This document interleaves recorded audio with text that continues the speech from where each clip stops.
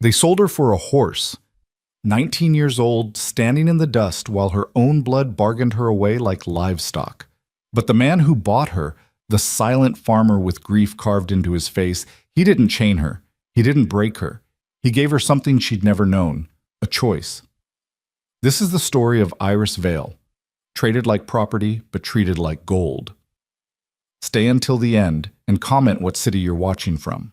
I want to see how far this story travels. The sun was dying over Red Hollow, bleeding orange and crimson across a sky that promised nothing but more emptiness, more cruelty, more of the same suffocating existence Iris Vale had endured for 19 years. The kind of sunset that poets might call beautiful, but Iris had learned long ago that beauty was a luxury for people who weren't drowning. She stood in the yard outside her uncle's decrepit farmhouse, her bare feet caked with dirt, her thin cotton dress doing little to protect her from the evening chill that swept down from the mountains. Her hands were clasped in front of her, fingers intertwined so tightly her knuckles had gone white, not from cold, but from the effort of holding herself together. "Stop your fidgeting, girl." Uncle Clyde's voice cut through the air like a rusted blade. He stood 10 feet away, thumbs hooked into his belt, his tobacco-stained teeth visible through his sneer. "You're making me look bad in front of our guest." Iris forced her hand still. She'd learned years ago that defiance only made things worse, that words were wasted on men like Clyde Marine. He'd taken her in when her parents died of fever, taken her in and taken everything else too. Her childhood, her dignity, any hope she'd once harbored that the world might be kind. The guest Uncle Clyde referred to stood near the fence line, one boot propped on the lowest rail, studying the horse tied there with an intensity that suggested he was seeing something Iris couldn't. Ian Thorne was his name. She'd heard it whispered in town once or twice, always followed by hushed comments about the tragedy that had hollowed him out. He was tall, maybe 6'2", with shoulders broad enough to carry burdens that would break lesser men. His hair was dark, touched with premature silver at the temples, and his face was weathered in the way of men who'd spent years squinting into sun and wind. But it was his eyes that caught her, gray as winter storms, and carrying the same turbulent sorrow. He hadn't looked at her once since arriving 30 minutes ago. "Fine animal," Clyde was saying, running his hand along the horse's flank with a familiarity that made Iris's stomach turn. Everything her uncle touched, he somehow made filthy. 4 years old, good for breeding or work. Strong legs, even temperament. You won't find better in 3 counties. Ian nodded slowly, his jaw working as if he were chewing on words he refused to spit out. When he finally spoke, his voice was low and rough, like gravel settling after a storm. "The horse is acceptable." "Acceptable?" Clyde laughed, the sound like breaking glass. "That's the best mare in Red Hollow, Thorne. Show some appreciation." "I said it's acceptable." Ian's tone didn't change, but something in his posture did, a subtle straightening, a fractional shift in weight that suggested he was done with the pleasantries. "We doing this deal or not?" Clyde's grin widened, and Iris felt her heart sink deeper into her chest. She knew what was coming, had known since this morning when her uncle had dragged her out of bed before dawn, forced her to wash in the creek, and told her to look presentable for once in your worthless life. "The deal," Clyde said, savoring each word like candy, "is this. You give me that horse, and I give you her." He jerked his thumb toward Iris without even glancing in her direction. The world seemed to stop. Not in the dramatic way of stories. There was no sudden silence, no birds freezing mid-flight. The wind kept blowing. Somewhere in the distance a dog barked. The sun continued its indifferent descent, but for Iris, everything compressed into a single moment of crystallized horror. She'd known it was coming, and still, hearing it spoken aloud felt like being gutted. Ian's eyes finally cut to her, quick and assessing, and Iris wanted to disappear. Wanted the earth to open up and swallow her whole, rather than stand there being evaluated like the horse he'd just inspected. But his gaze didn't linger on her body the way men's usually did. Didn't crawl over her like something with legs. He looked at her face, really looked, and for just a second she thought she saw something in those storm-gray eyes. Recognition, maybe, or pity. Then he looked away. "No," he said flatly. Iris's breath caught. Uncle Clyde's expression darkened. No? Her uncle stepped forward, his voice dropping to something dangerous. The hell you mean no? We had an arrangement. We discussed a trade, Ian corrected, his tone maddeningly calm. I came to look at a horse. Nobody said nothing about. He gestured vaguely toward Iris, then stopped, as if unwilling to finish the sentence. About what? A girl? Clyde's laugh was ugly now, stripped of any pretense of friendliness. Come on, Thorne. Everyone knows you've been alone on that farm since the fire. 5 years, isn't it? 5 years rattling around in that cabin like a ghost. You need help. She needs a home. I need that horse. Everybody wins.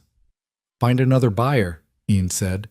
He moved to untie his own horse, a massive black gelding that had been waiting patiently nearby.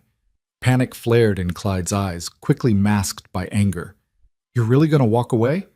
When you could have a young, healthy girl to cook and clean and... I said no. Ian's voice didn't rise, but something in it made Clyde take a step back. Whatever you're selling, Marin, I'm not buying.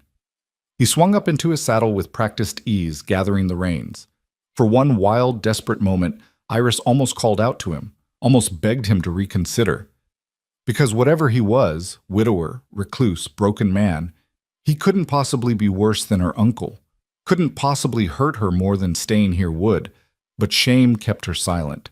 The last shreds of her pride, threadbare and tattered as they were, refused to let her beg a stranger to purchase her like livestock. Ian turned his horse toward the road. Wait! The word came out cracked and hoarse. Iris barely recognized her own voice. Both men looked at her. Uncle Clyde's face was flushed with fury and something else, fear maybe, at the prospect of his plan unraveling. Ian's expression was unreadable, but he'd stopped. Please. Iris forced the word out past the constriction in her throat. Please, don't. She swallowed hard. He's going to kill me. The silence that followed was different than before, heavier, weighted with terrible truth. Shut your mouth, Clyde hissed, starting toward her. Ian's horse shifted, suddenly positioned between them. The movement looked accidental, but Iris didn't think it was. That true? Ian asked quietly, still looking at her. He hurt you? She's a liar and a drama queen, Clyde spat. Don't listen to her. She's been nothing but trouble since... I'm asking her. Those gray eyes never left Iris's face. Girl, is it true? 1,000 responses crowded Iris's throat. Yes, every day. In ways I don't have words for. In ways that have carved out everything I used to be and left nothing but fear and survival. But what came out was simpler. Yes. Ian was quiet for a long moment, his jaw working again like he was grinding up words too bitter to swallow. Finally, he looked at Clyde. The horse for the girl. That's the deal? Triumph flashed across her uncle's face. That's the deal. And after that, you don't come looking for her. Don't show up at my property. Don't send anyone else. She's done with you. We clear? Clear as crystal, Clyde said eagerly, already moving toward the mare. She's all yours, Thorne. And good riddance. Nothing but dead weight, that one. Ian dismounted, tied his gelding back to the fence, and walked toward Iris. She tensed instinctively, but he stopped a respectful distance away. Up close, she could see the lines around his eyes, the gray threading through the dark hair at his temples, the scar that bisected his left eyebrow. He looked tired. Not sleepy tired, but soul tired, like he'd been carrying something heavy for so long he'd forgotten what it felt like to stand up straight. You got anything you need from inside, he asked. Iris shook her head. Everything she owned could fit in a flour sack, and none of it was worth going back into that house for. All right then. Ian turned back to his horse, then paused. You know how to ride? No, sir. He nodded like he'd expected that answer. You'll ride with me then. That okay? The fact that he was asking, that he was treating her like someone whose opinion mattered, nearly broke her. Iris managed a nod. Ian mounted first, then reached down. His hand was calloused and scarred, the hand of a man who'd spent his life working. Iris took it. His grip was firm but careful as he pulled her up, settling her sideways in front of him.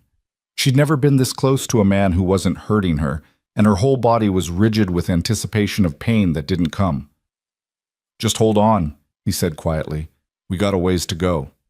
Behind them, Uncle Clyde was already leading the mare away, not even bothering to watch them leave. Iris didn't look back, didn't let herself feel anything yet. Not relief, not fear, not the strange hollowness of being traded like property, and somehow ending up grateful for it. They rode in silence as the sun finished dying and stars began pricking through the darkening sky. The temperature dropped, and Iris started shivering. Without a word, Ian shrugged out of his worn jacket and draped it around her shoulders. It smelled like wood smoke and leather and something else, something that might have been safety, though Iris barely remembered what that felt like. The ride took maybe 40 minutes, though it felt longer. They left the main road eventually, following a narrower path that wound up into the foothills. When they finally crested a rise, Iris saw it, a cabin silhouetted against the twilight, small but solid, with lamplight glowing in one window. A barn stood nearby, and she could see fenced pastures spreading out into the darkness. Ian guided the horse to the barn first, dismounting and helping Iris down before seeing to the animal. She stood awkwardly to the side, unsure what to do with her hands, while he removed the saddle and bridle with efficient, practiced movements. A massive gray stallion nickered from one of the stalls, and Ian paused to run his hand along the horse's neck. "This is Ghost," he said, glancing at Iris. "He's friendly enough, long as you don't come up behind him sudden-like." It was such a normal thing to say, such an ordinary piece of information, that Iris almost laughed. Almost. Nothing about this was normal. She'd been sold for a horse less than an hour ago. She had no idea what this man expected from her, what he'd demand in payment for this rescue that didn't feel like rescue yet, just a different kind of trap. When Ian finished with the horses, he led her toward the cabin. The porch creaked under their weight, and he paused at the door. "It's not much," he said, and there was something almost apologetic in his tone. "But it's warm and dry. You'll have your own room." He stopped, seeming to reconsider. "There's 2 bedrooms, mine and what used to be—" Another pause. "The other room. You'll take that one. I'll get a fire going." He pushed open the door and stepped aside, letting Iris enter first. The cabin was small, just like he'd said. One main room served as kitchen and living area, with a stone fireplace dominating one wall. A table with 2 chairs sat near the window. Everything was clean but bare, functional, not comfortable. The walls were unadorned except for a single shelf that held a few books and a small wooden box. It felt like a place where someone existed but didn't live, where the occupant was just marking time until something changed or ended. Ian moved past her to the fireplace, kneeling to build up the banked coals into proper flames. Iris stood near the door, still wrapped in his jacket, watching him work. The growing firelight painted his profile in gold and shadow, the strong line of his jaw, the bend of his neck, the concentration in his movements as he coaxed the fire to life. "Coffee?" he asked without looking at her. Yes, thank you." He stood, brushing ash from his hands. "Sit down. You look like you're about to fall over." Iris sank into one of the chairs, her legs suddenly weak now that she wasn't required to stand. She watched as Ian filled a battered pot with water from a pump at the sink, measured out coffee grounds with the same methodical care he'd shown with everything else. While the coffee heated, he opened a cabinet and pulled out bread, cheese, and what looked like dried venison. "You eaten today?" he asked. Iris couldn't remember. "I don't think so." Ian nodded and brought the food to the table, along with 2 tin plates. He cut slices of bread and cheese, arranged them with the meat, and pushed one plate toward her before settling into the other chair. They ate in silence, Ian staring into the middle distance while Iris tried not to wolf down the food, despite her stomach's protests. When had she last had a full meal? Days ago? Longer? The coffee was ready soon, and Ian poured 2 cups. The liquid was dark and bitter, but it was hot, and Iris wrapped her cold fingers around the cup gratefully. "Rules," Ian said finally, breaking the silence. Iris tensed. Here it comes, she thought. The conditions, the expectations, the price. "You work if you want to," he continued, still not quite looking at her. "There's plenty to do. Cooking, cleaning, mending, garden work when spring comes, but you don't have to. Not right away." He paused. "You got hurt. Probably need time to figure yourself out." "I can work," Iris said quickly. Too quickly. "I'm a good worker. I can—" I'm sure you can. Ian's voice was patient. But I'm saying you don't have to prove nothing. Not to me. Iris stared at him, trying to understand what kind of trick this was. Men didn't buy women because that's what he'd done, no point prettying it up, without expecting something in return. Your room is yours, Ian went on. There's a lock on the door if you want it. I won't bother you. Finally, he met her eyes, and his expression was serious. I know what this looks like. Know what you're probably thinking, but I didn't bring you here to... He stopped, jaw tightening. That's not what this is. Then what is it? The question came out sharper than Iris intended.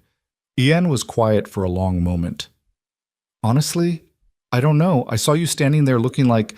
He gestured vaguely, like you'd given up, and I thought about saying no and riding away, thought about it real hard. But then you said he was going to kill you, and... He exhaled roughly. I couldn't. That's all. I couldn't leave you there. So this is charity? Something defensive flared in Iris's chest. No. Ian's answer was immediate. This is... He searched for words. This is a trade. You need a place that's safer than what you had. I need... He stopped again, and when he continued, his voice was softer. I need to not live in a tomb anymore. Maybe having someone else here will help with that. Maybe it won't. But either way, you're not charity.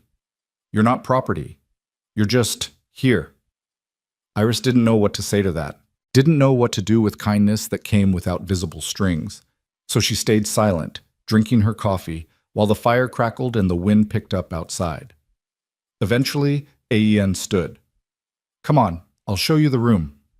He led her through a door on the far side of the main room, down a short hallway. There were 2 doors, one closed, one open. Ian gestured to the open one. That's yours. Iris stepped inside. The room was small and plain, a narrow bed with a quilt, a chest of drawers, a single window that looked out toward the dark shapes of mountains. But it was clean, and the bed looked soft, and there was a candle on the windowsill. There's extra blankets in the chest if you get cold, Ian said from the doorway. And like I said, the door locks, from the inside. He produced a key from his pocket and held it out. Iris took it, their fingers not quite touching. The metal was warm from his body heat. Anything else you need? He asked. About 1,000 things, Iris thought. Safety, answers. Some guarantee that this wasn't just a prettier cage. But what she said was, no, this is fine. Thank you. Ian nodded. Try to get some sleep. We can figure out the rest tomorrow. He left, closing the door behind him. Iris stood frozen for a moment, listening to his footsteps retreat. Then the sound of him moving around the main room, banking the fire, washing the dishes, settling in for the night. Normal sounds, domestic sounds. Slowly she moved to the door and turned the key. The lock clicked into place with a soft snick that sounded like the loudest thing in the world. She pressed her palm against the wood, feeling how solid it was, how sturdy. A door that locked from the inside. A room that was hers. Something inside her chest cracked open, just a little. Iris turned back to the bed, pulled off Ian's jacket, and folded it carefully on the chest, then lay down fully clothed. The quilt smelled like cedar and lavender. Someone had stored it with sachets probably years ago. She pulled it up to her chin and stared at the ceiling where shadows danced in the candlelight. She'd been sold today, traded for a horse like livestock. By all rights, she should be sobbing or screaming or breaking down completely. Instead, she felt numb, hollow. Like all the fear and pain and shame had finally filled her up so completely that there was no room left for new emotions. She was a vessel that had cracked and emptied, and now she was just waiting to see what, if anything, would pour in to replace what had leaked out. Outside, an owl called. The wind rattled the window. And somewhere in the cabin, Ian Thorne, the stranger who'd bought her freedom, or maybe just traded one prison for another, was settling into sleep. Tomorrow would bring answers, or more questions, or something worse than either. But tonight, Iris had a locked door and a warm bed. Tonight, that was enough. The days that followed fell into a pattern, though calling it routine would be too generous. Routine implied comfort, familiarity. things Iris was still too wary to accept. But there was structure, at least. She woke each morning to the sound of Ian moving around outside, already hours into his work. The first time it happened, Iris had jolted awake in panic, disoriented and terrified until she remembered where she was. By the third day, she'd learned to recognize his footsteps, the rhythm of his movements that said, "I'm here, but I'm not a threat." He never knocked on her door, never tried the handle. Each morning, she'd emerge to find coffee already made, bread on the table, and the cabin empty. A note the first day, "Help yourself to whatever you need," and then nothing, just the evidence of his presence and consideration. Iris started tentatively. She washed the dishes, swept the floor, small things that needed doing, and gave her hands something to occupy them. Ian never commented, never thanked her or criticized, just accepted the changes the way he seemed to accept everything, with quiet stoicism. On the fourth day, she ventured outside. The farm was bigger than she'd realized in the dark. The barn housed 4 horses, Ghost, the stallion, 2 mares, and a young gelding that whinnied when she approached. There was a chicken coop, currently empty but still sound. Fenced pastures stretched toward the tree line, and beyond that she could see the dark line of forest climbing into the mountains. Ian was in the far pasture, mending a section of fence. He glanced up when she emerged, gave a small nod, then returned to his work. No questions about why she'd come out. No demands that she help or stay inside. Just acknowledgement and then space. Iris walked to the edge of the porch and sat down, tucking her skirt around her legs. The sun was warm despite the autumn chill, and the air smelled clean, like pine and earth and growing things. No stink of liquor and unwashed bodies, no undertone of threat. She watched Ian work. His movements were efficient, practiced. This was a man who'd spent years doing everything himself, who'd learned to be self-sufficient out of necessity rather than choice.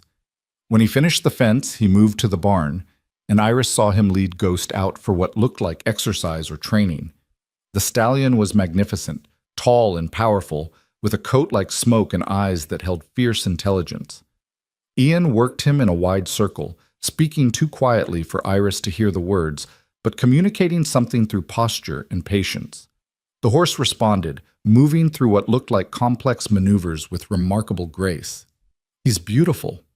The words were out before Iris realized she'd spoken aloud. Ian paused, looking over at her with surprise, as if he'd forgotten she was there. "Yeah," he agreed. "He knows it too, proud as the devil." It was the most casual thing he'd said to her since that first night. Something about it made Iris brave. "Where'd you get him?" she asked. Ian ran a hand along Ghost's neck. "Bought him as a colt 7 years back. He stopped, and Iris saw his jaw tighten. "My wife wanted to breed horses, build it into something real. So I bought the best stock I could find." He was quiet for a moment. "Never got around to the breeding part." The mention of his wife hung in the air like smoke. Iris wanted to ask, wanted to understand what had happened, why this man lived alone in grief, but she swallowed the questions. She had no right to his story when she'd barely shared her own. Instead, she said, "Can I help?" Ian looked at her, really looked like he was measuring something. "You know anything about horses?" "No." Iris stood, brushing off her skirt. "But I can learn." Something flickered in his expression, not quite a smile, but close. "All right then. Come here." He spent the next hour teaching her basic things. How to approach a horse without spooking it. Where to stand. How to read their body language. The way to offer treats. Apple slices from the cold cellar. Flat-palmed so fingers didn't get mistaken for food. Ghost tolerated her with patient condescension, while the younger gelding, a bay Ian called Copper, seemed delighted by the attention. "He's just a baby still," Ian explained, watching Copper nuzzle Iris's shoulder. 3 years old. Still thinks everything is a game." Iris found herself smiling, actually smiling, as the horse lipped at her hair. "He's sweet." "He's a nuisance," Ian said, but there was affection in his voice. "But yeah, sweet too." They worked together companionably until early afternoon when Ian declared it time for a break. Back in the cabin, Iris made more coffee while Ian washed up at the pump. They ate cold leftover venison and bread, sitting at the table that was beginning to feel less like a barrier and more like a shared space. "Tomorrow I'm riding into town," Ian said abruptly. "Need supplies. You can come if you want, or stay here. Your choice." Iris hesitated. The thought of town, of people staring, whispering, knowing she'd been bought, made her stomach clench. But staying alone felt worse somehow, like admitting she was still scared. "I'll come," she heard herself say. Ian nodded. "We'll leave after dawn. It's a couple hours' ride." That night, Iris lay in her bed, because it was hers now, she was starting to accept that, and realized she hadn't thought about Uncle Clyde once all day, hadn't braced herself for violence, hadn't measured every movement for potential threat. One day of peace. It didn't erase 19 years of pain, but it was something. Town was a revelation and a nightmare. Red Hollow was small. Just a main street lined with worn buildings, a general store, a blacksmith, a church, and a saloon that looked like it had seen better decades. The place had the tired air of somewhere that had once had dreams but settled for survival.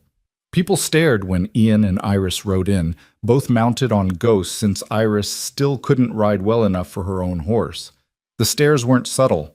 Eyes followed them from doorways and windows, conversations paused, then resumed in furious whispers. Iris felt each look like a physical touch and had to fight not to curl into herself. "Ignore them," Ian said quietly as he dismounted and helped her down. Small towns got nothing better to do than gossip, but even he looked uncomfortable with the attention as they walked to the general store. The bell above the door chimed their entrance, and the woman behind the counter looked up with a smile that froze when she saw them. "Ian," she said slowly, "didn't expect to see you." "Mrs. Garrett," Ian nodded politely, "need to stock up on some things." The woman's eyes cut to Iris, measuring her from head to toe with the kind of assessment that made Iris want to disappear. "I heard you'd taken in one of the Marin girls. Didn't believe it." "This is Iris," Ian said flatly, offering no other explanation. "Mm-hmm." Mrs. Garrett's expression said she was already composing the story she'd tell everyone who came in after them. "Well, what can I get you?"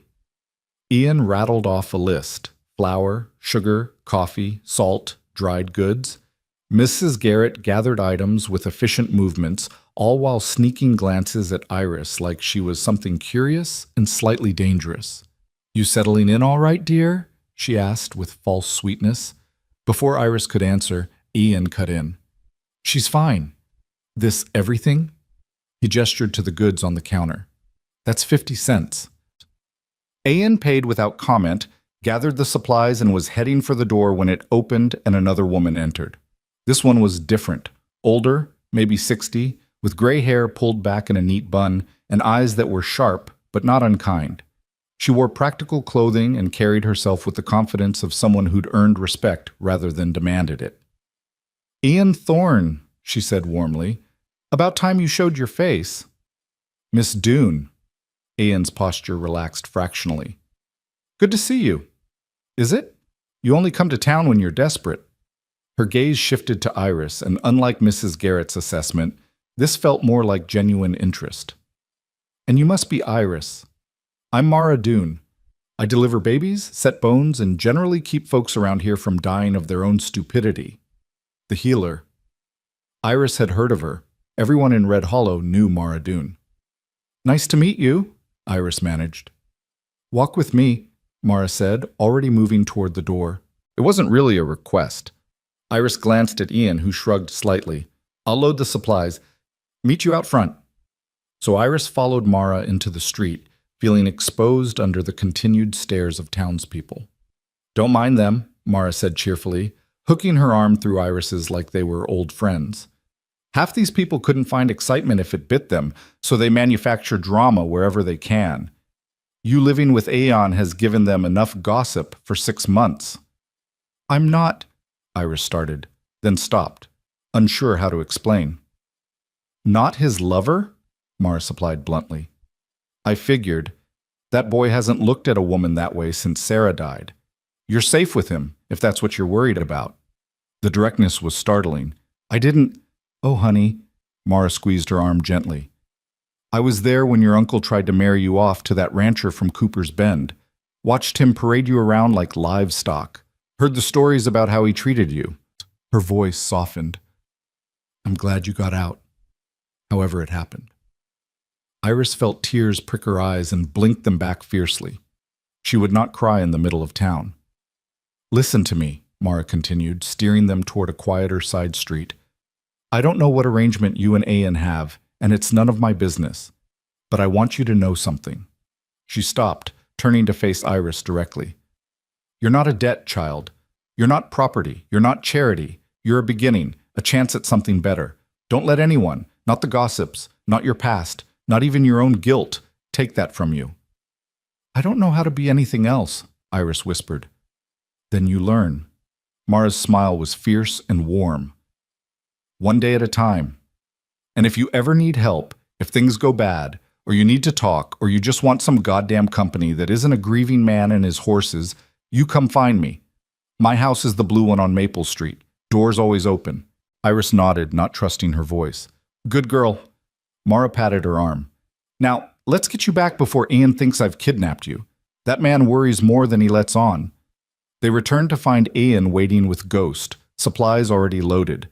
He looked between them with mild suspicion. What'd she tell you, Chem? He asked Iris. That you worry too much, Iris said before she could think better of it. Mara laughed, bright and genuine. Smart girl. You keep her, Ian. She's good for you. She swept off before either of them could respond, leaving Iris and Ian standing awkwardly in the street. She's not wrong, Ian said finally. I do worry. He offered his hand to help Iris mount. Ready to go home? Home. The word hit Iris strange, too big, too hopeful, but she took his hand and let him pull her up onto Ghost's broad back. Yeah, she said quietly. Let's go home.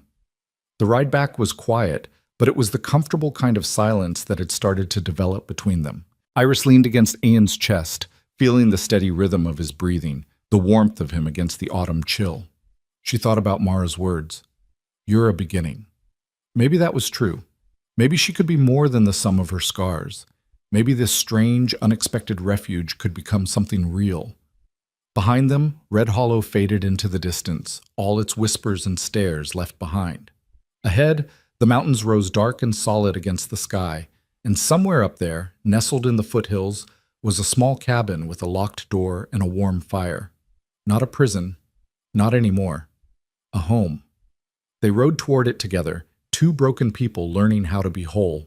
The weeks that followed their trip to town settled into something Iris had never experienced before, a rhythm that felt almost like peace. She woke each morning to sunlight filtering through her window, dressed in clothes that Ian had quietly left folded outside her door, simple things, practical dresses and dark cotton that fit well enough, and emerged to find the cabin already warm, coffee already brewing. Some mornings she found him at the table, reading one of his few books with that intense focus he brought to everything. Other mornings he was already outside, and she had the space to herself. Time to breathe, to think, to remember what it felt like to exist without fear crawling up her spine. She started cooking, real cooking, not the hurried, joyless meals she'd thrown together under her uncle's roof while he shouted criticisms. Here, she could take her time. Could experiment with the limited supplies in Ian's pantry and the vegetables still clinging to life in the garden behind the cabin.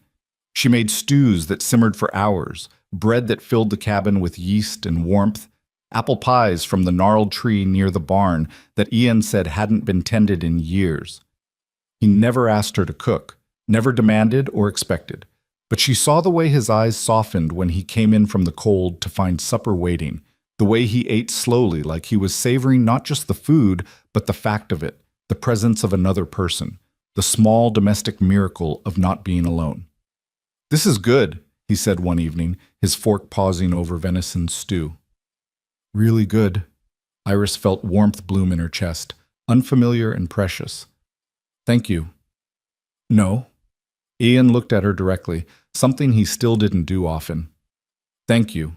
I've been eating like a bachelor for 5 years. This is... He gestured vaguely at the table, the food, the lamplight. This is more than I knew I needed. They were finding their way towards something, Iris realized. Not friendship exactly, not yet, but partnership maybe. Two people learning to occupy the same space without causing each other pain. The horses helped. Iris spent hours with them now, under Ian's patient instruction. She learned how to curry their coats, how to clean hooves, how to measure grain and read the subtle signals that meant content or discomfort. Copper, the young gelding, became her particular favorite. He was goofy and affectionate in a way that made her laugh, something she'd almost forgotten how to do. "You're good with him," Ian observed one afternoon, watching Iris brush tangles from Copper's mane while the horse dozed contentedly. "Got gentle hands." "He makes it easy," Iris said. "He's not complicated." "No." Ian leaned against the stall door, arms crossed. "Horses are honest. They don't pretend. You're kind to them, they're kind back. You hurt them, they remember. Wish people were that straightforward." There was something in his voice, not quite bitterness, but close. Iris glanced at him, saw the way his gaze had gone distant, fixed on something only he could see. "Your wife," she said quietly. "Sarah. She liked horses?" Ian was silent so long Iris thought he wouldn't answer. Then, "Yeah.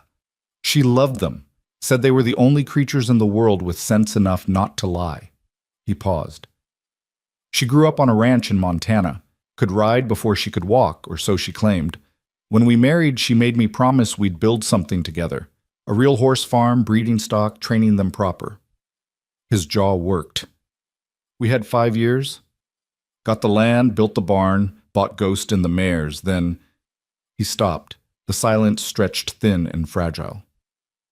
"The fire," Iris supplied softly. She'd heard whispers in town, fragments of tragedy. "The fire." Ian's voice was flat now, stripped of emotion in that way that meant there was too much feeling to let any of it out. "Started in the cabin, middle of the night.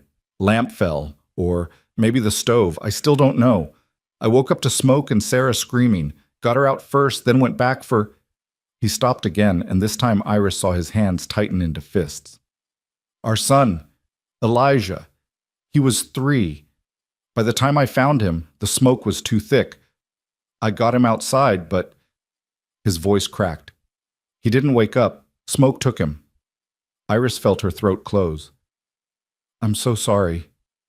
"Sarah died 2 days later, burns and smoke damage. They tried, but—" Ian exhaled roughly. "She kept asking for Elijah. Didn't have the heart to tell her he was already gone. So I lied and said he was fine, he was safe, she'd see him soon." He looked at Iris then, and his eyes were terrible. Last words she heard were lies. "They were mercy," Iris said firmly. "That's not the same as lies." Ian shook his head and shook his— "Doesn't matter now. They're both gone. And I'm still here in this place we were supposed to build together, pretending I know what I'm doing." He pushed off from the stall door.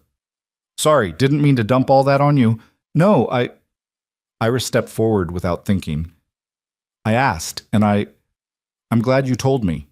He looked at her, something shifting in his expression. "Yeah? Yeah." Iris took a breath. "You've been patient with me. Let me be broken without asking me to explain. Least I can do is listen when you need to talk." "I don't need—" Ian started, then stopped.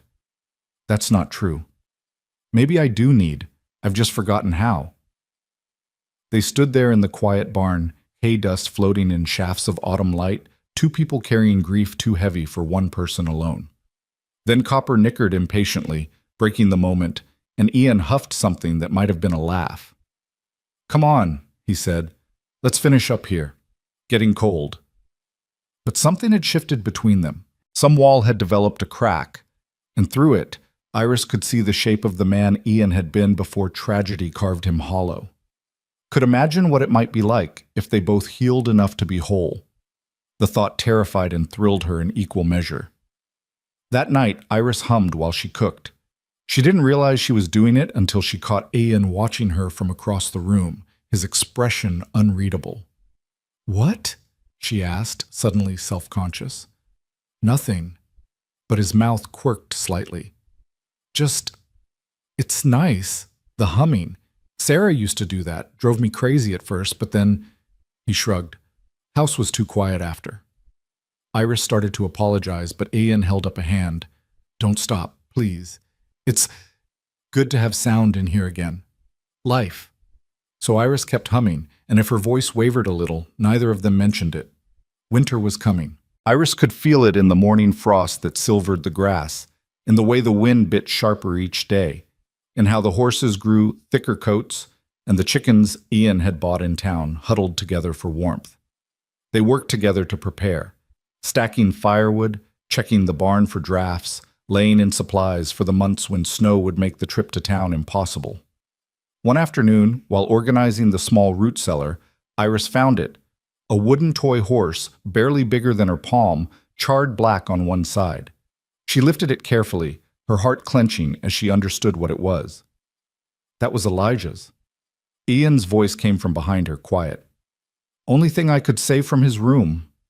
Iris turned, the toy cradled in her hands. I'm sorry. I didn't mean to. It's all right. Ian descended the cellar steps slowly. I kept meaning to put it somewhere proper, just never could figure out where. He took the toy from her, his thumb rubbing over the scorched wood. Sarah's father made it when Eli was born. Hand-carved it from cedar.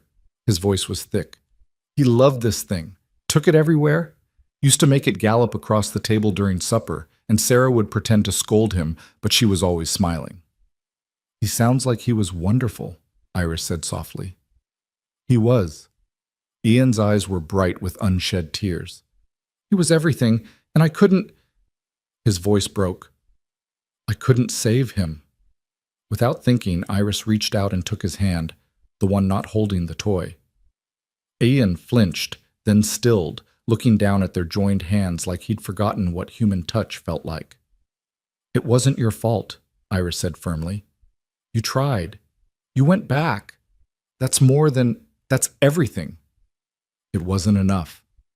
It was all you could do. Iris squeezed his hand, and Sarah knew that.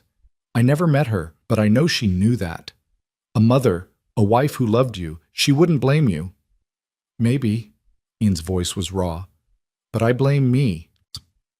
They stood there in the dim cellar, surrounded by jars of preserves and hanging onions, holding on to each other like drowning people who'd found driftwood. Eventually, Ian pulled his hand away gently, wiping his eyes. Thank you, he said gruffly. Thank you. Any time, Iris told him, and meant it. That night she lay awake in her room, thinking about grief and how it carved spaces in people that never quite filled in again. She thought about Ian carrying his loss alone for 5 years, rattling around this cabin like a ghost haunting his own life. Thought about how she'd been so focused on her own pain that she hadn't considered his, hadn't understood that buying her hadn't been charity or transaction, but maybe, possibly, a desperate man's attempt to push back against the emptiness. Maybe they were saving each other. The thought was strange and fragile, but it settled in her chest and stayed there. The first snow came 2 weeks later, soft and sudden. Iris woke to find this world transformed, white silence stretching as far as she could see, the cabin wrapped in winter's careful hush. She stood at her window, breath fogging the glass, and felt something unnamed twist in her chest. She'd seen snow before, of course, but she'd never been somewhere safe enough to just watch it fall without worrying about whether there'd be enough firewood, enough food, whether the cold would be the thing that finally ended her uncle's thin patience. Here, she could just watch, could appreciate the beauty without the fear. Pretty, isn't it? Iris turned to find Ian in her doorway, not inside, never inside, but standing respectfully in the hall with 2 cups of coffee. She'd left her door open when she'd gotten up, and apparently he'd taken that as invitation enough to approach. It's beautiful, she agreed, taking the offered cup. Thank you. We should check the barn, Ian said. Make sure everyone stayed warm. They bundled into coats and boots, then stepped out into the pristine morning. The snow came up to Iris's ankles, and the cold bit through her stockings, but she found herself laughing, actually laughing, at the sheer novelty of it. Clean snow, safe cold, winter that meant cozy evenings by the fire instead of huddling for warmth while her uncle drank himself mean. Ian glanced at her, and something in his face softened. You look different when you smile. Iris felt her cheeks heat. Different how? Younger. Lighter. He pushed open the barn door. Like maybe you remember what it's like to be happy. I'm learning, Iris said quietly. The horses were fine, warm and content in their stalls. Ghost huffed at them imperiously, offended by the snow on their coats, while Copper immediately tried to eat Ian's hat. They worked together in comfortable silence, feeding and watering, checking hooves and blankets. I've been thinking, Ian said as they finished up, about getting more chickens in spring, maybe some goats. If we're going to make this place work as a real farm, we need to diversify. We? Iris repeated, her heart skipping. Ian paused, seeming to realize what he'd said. I mean, if you're staying, you don't have to. You're free to leave any time. But if you wanted to stay, he cleared his throat. I could use the help. And the company. I want to stay, Iris said before she could second-guess herself. If that's all right? Relief flashed across Ian's face, quickly masked. Yeah, that's good. They walked back to the cabin through the falling snow, and Iris felt something settle inside her. A decision made. A future. Tentative and uncertain, but real. That evening, Mara Doone appeared at their door like a vision from a winter story, wrapped in fur and wool and carrying a basket that smelled like heaven. Before you ask, she announced, stomping snow from her boots, I came to check on you both and bring supplies. And no, the snow isn't too deep for me to manage. I've been delivering babies in worse weather than this for 40 years. Ian stepped aside, trying to hide his amusement. Come in, Miss Doone. Coffee? Please? And some of whatever you're cooking, Iris, because it smells divine. They settled around the table and Mara unpacked her basket. Bread, butter, honey, dried herbs, and a bottle of amber liquid that Ian eyed with suspicion. Medicinal, Mara said firmly. For the cold. It's whiskey, Ian observed. Medicinal whiskey. Mara grinned. Now pour me some of that coffee and tell me how you two are managing out here. What followed was the most normal evening Iris had experienced in longer than she could remember.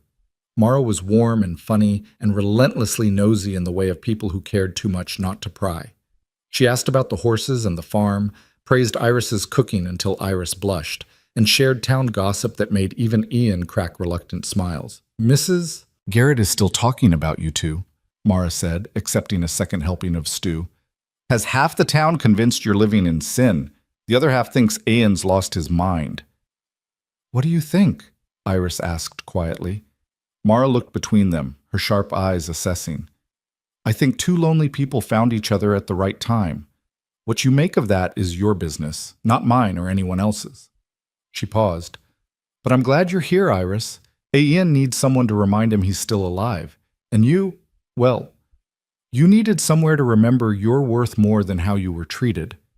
The words hit Iris hard, and she felt tears prick her eyes. Ian, seeming to sense her distress, changed the subject. How are things in town? He asked. Anyone need help before the pass closes? Mara launched into stories of Red Hollow's various disasters and dramas, and the moment passed. But later, after she'd left and they were cleaning up, Ian said quietly, She's right, you know. About what? You being worth more. He set down the dish he was drying. Whatever your uncle told you, whatever he made you believe, it was lies. All of it. Iris stared at the soapy water, unable to look at him. How do you know? Because I see you. Ian's voice was low but firm. See how hard you work, how gentle you are with the animals, how you hum when you think no one's listening. See you trying to heal yourself while carrying all that weight. That's not worthless. That's... He paused. That's brave. I don't feel brave, Iris whispered. Brave people never do. Ian picked up another dish. They just keep going anyway. That night, Iris dreamed of snow and horses and a small cabin filled with lamplight and laughter.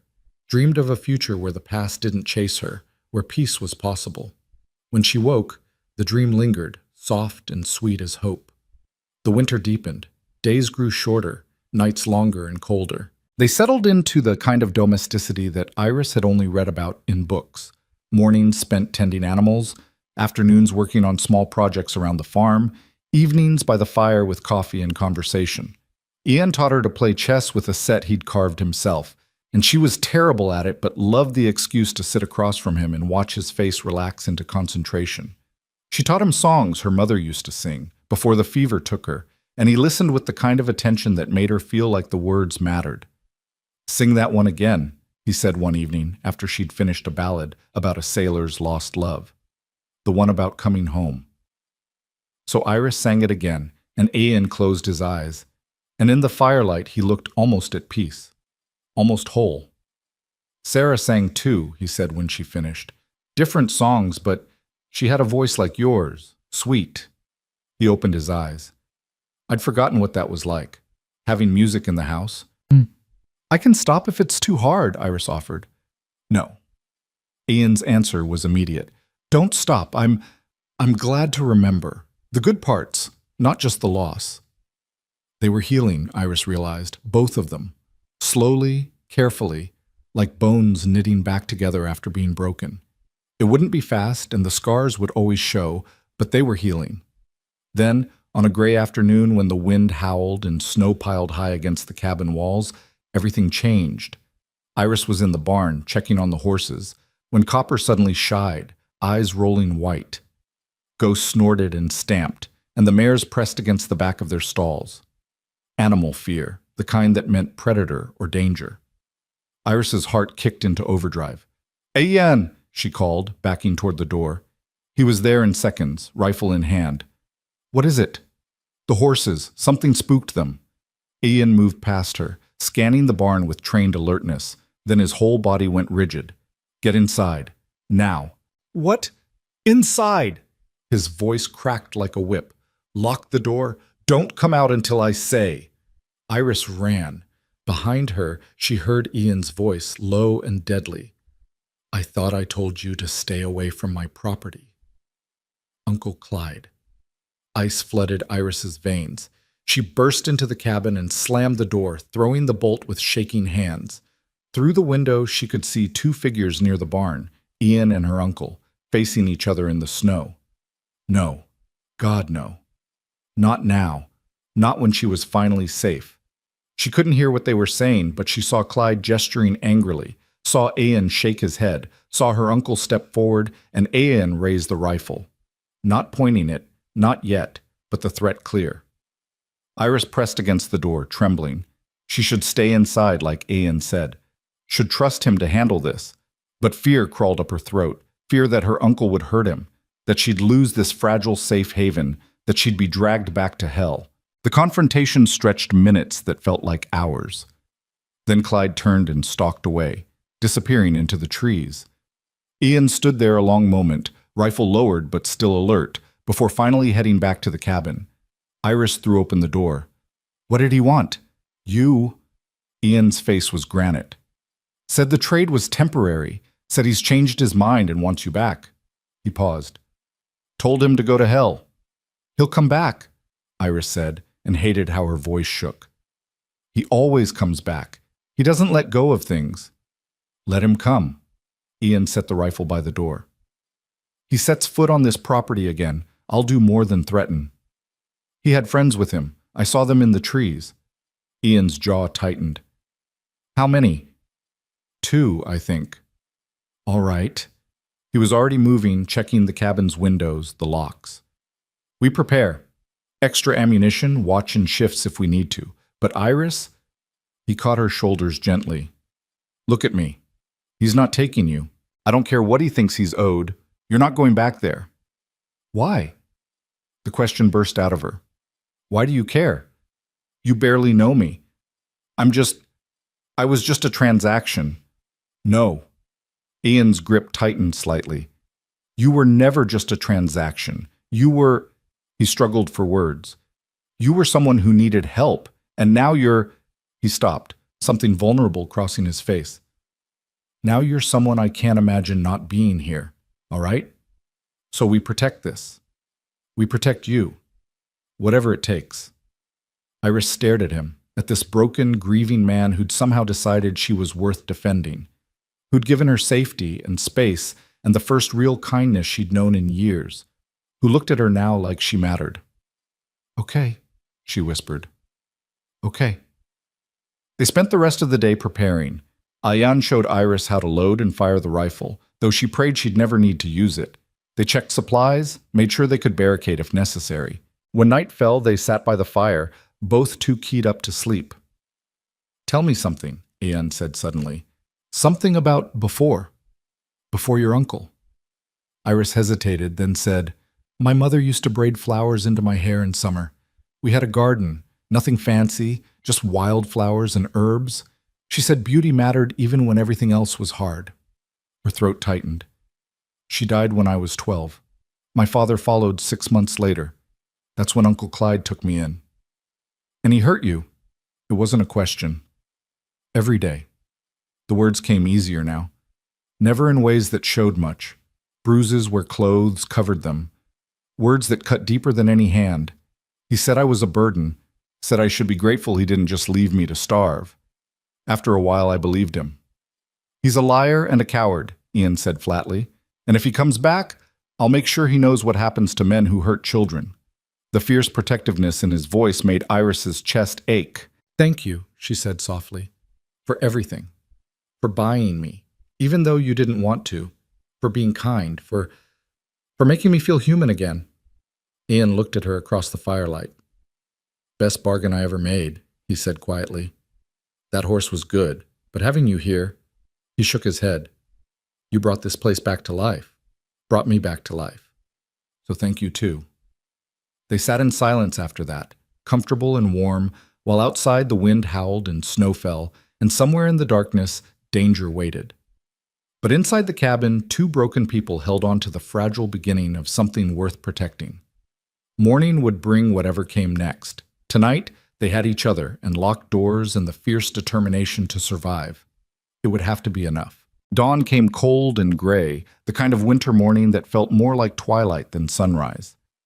Iris had barely slept, spending most of the night listening to every creak of the cabin, every gust of wind, imagining her uncle's return with each sound. When she finally emerged from her room, she found Ayan already awake, sitting at the table with his rifle across his lap and dark circles under his eyes that said he hadn't slept at all. "Coffee's ready," he said without looking up from the window he'd been watching. "Nothing moved out there all night. Maybe he gave up."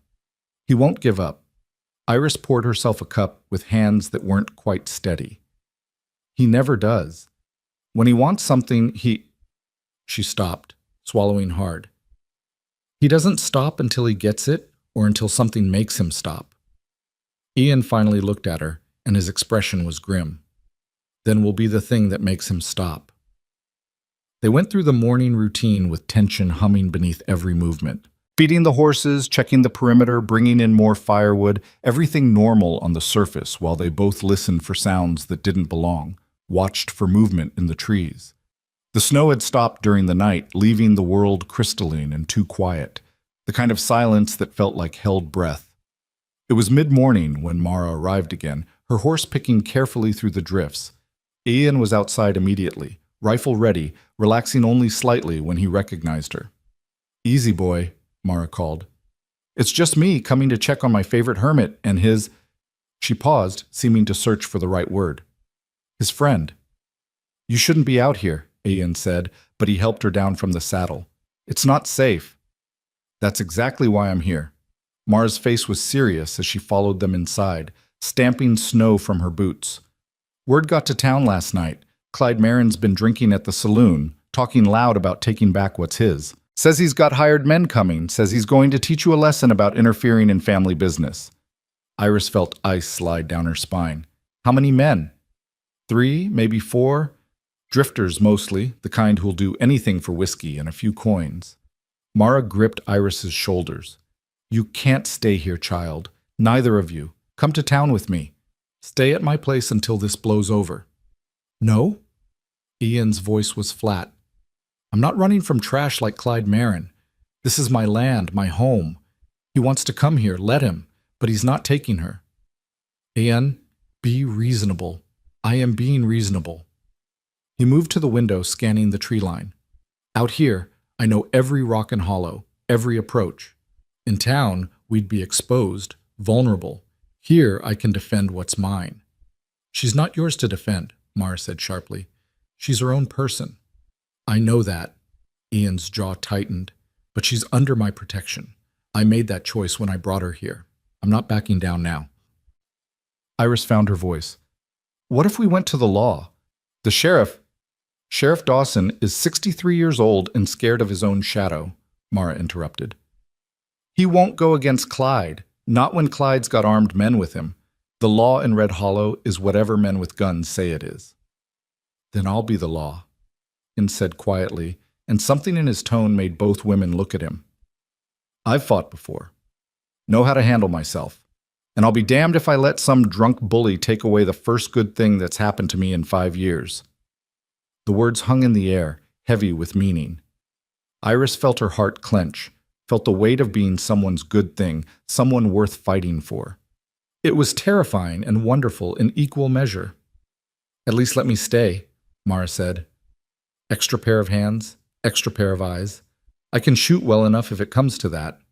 Ian considered, then nodded. All right, but you stay inside with Iris. I don't want you caught in crossfire. And what will you do? Iris asked. Wait. Ian checked his rifle again, the movements practiced and sure. And when they come, I'll make sure they understand this is a mistake they don't get to make twice. The day crawled by with agonizing slowness. Mara busied herself helping Iris prepare food. If they were going to be trapped inside, they'd need provisions. They cooked bread and stew, boiled coffee, organized supplies. Busy work to keep hands occupied while minds raced. Ian remained at the window, occasionally stepping out to check the barn and the horses. Each time he left, Iris's chest tightened until he returned safely. She tried not to think about what might happen if her uncle actually came with armed men. Tried not to imagine Ian bleeding in the snow. Tried not to picture being dragged back to hell. Stop, Mara said gently, catching Iris's hands before she could shred another dish towel with nervous fidgeting. You're going to worry yourself sick. How can I not worry? This is my fault. If you hadn't come here, you'd be dead or broken under Clyde's roof, Mara interrupted firmly. Don't you dare take responsibility for that man's cruelty. He's the villain in this story, not you. But Ian is a grown man making his own choices, and from what I see, they're good choices. Mara smiled slightly. He's been half dead since the fire, walking around, working, breathing, but not really living. You changed that, gave him something to care about besides grief and guilt. That's worth protecting, child. Iris looked across the room to where Ian stood silhouetted against the window, broad-shouldered and solid. A man who'd lost everything and somehow found strength to defend someone else's nothing. I care about him too, she whispered. Is that wrong, after everything? There's nothing wrong with caring. Mara squeezed her hand. Love doesn't follow rules or timelines. It just is. I didn't say love, Iris protested weakly. Mara's look was knowing. You didn't have to. Afternoon faded into evening. They ate dinner in tense silence, barely tasting the food. Ian insisted on doing another perimeter check as darkness fell, and Iris watched from the window, heart in her throat, until he returned. Nothing yet, he reported. But they'll come. Maybe not tonight, but soon. Clyde's not patient when he's been drinking. How do you know he's been drinking? Iris asked. He's always drinking. Ian settled back by the window. Men like him need it, liquid courage to do the things sober shame won't let them. They took shifts through the night. Mara dozed in one of the chairs, but Iris couldn't sleep, so she sat with Ian, watching the moonlight paint silver across the snow. The silence between them was comfortable despite the circumstances, the companionship of two people who'd learned to exist in the same space without needing to fill it with meaningless words. Tell me something, Iris said softly, not wanting to wake Mara. About when you were young, before all the sadness. Ian was quiet for a moment. I grew up in Kansas, farm country. Had 2 brothers and a sister. We were poor but happy, you know? The kind of poor where you don't realize it because everyone has enough to eat and nobody's mean about it. He paused. My father taught me to shoot when I was 8. Said a man should know how to protect what matters. What happened to them? Your family? Still in Kansas, far as I know. We fell out of touch after I married Sarah and moved west. They didn't approve, thought I was too young, thought she was too wild. Maybe they were right. His voice was wistful. Haven't written in years. Don't know if they'd even remember me now. You should write to them, Iris said. Family is, even when it's complicated, it's something. Your family hurt you. My uncle hurt me. My parents loved me. There's a difference. Iris pulled her shawl tighter.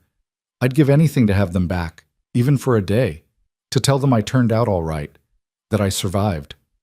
Ian looked at her, something soft in his expression. You did more than survive. You're thriving. Maybe not yet, but you will. How do you know? Because you're strong, stronger than you think. He hesitated, then added quietly, and you're not alone anymore. The words settled warm in Iris's chest, a promise and a truth. They sat together in the lamplight, two souls learning to be whole. The attack came at dawn on the third day. Iris woke to the sound of gunfire, sharp cracks that shattered the frozen morning. She bolted upright, heart hammering, and heard Ian shout, "Stay down!" Mara was already moving, pulling Iris away from the window. More shots, the sound of splintering wood. Through the window, Iris could see three figures approaching through the trees, rifles raised. Her uncle wasn't with them, coward that he was. He'd sent others to do his violence. Ian fired back from the doorway, and one of the men went down with a scream. The other two scattered, taking cover behind trees. For a moment, there was silence, except for the wounded man's moaning. "You boys made a mistake," Ian called out. "Turn around now, and you can still walk away." "Marin paid us good money," one of them yelled back. "Says you got something belongs to him." "Nothing here belongs to Clyde Marin." Another shot, this one hitting the doorframe inches from Ian's head. He returned fire, his face grim and focused. This was a different man from the gentle farmer who'd taught Iris to curry horses. This was someone who'd seen violence before, who knew how to survive it. "The barn!" Iris gasped, seeing smoke. "They're trying to burn the barn!"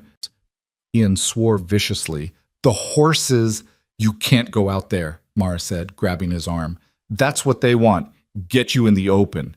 But the barn was catching now, flames licking up the dry wood. Inside, Iris could hear the horses screaming in terror, Ghost's distinctive whinny, Copper's panicked neighing. "I have to." Ian shook off Mara's grip. "I won't lose them too, not again." "Then I'm coming with you," Iris said, already moving toward the door. "No, those horses trust me. I can get them out faster." She met his eyes. "We do this together or not at all?" Ian stared at her for one long moment, then nodded sharply. "Stay low, move fast, get Ghost first. He'll trample anyone who gets in his way.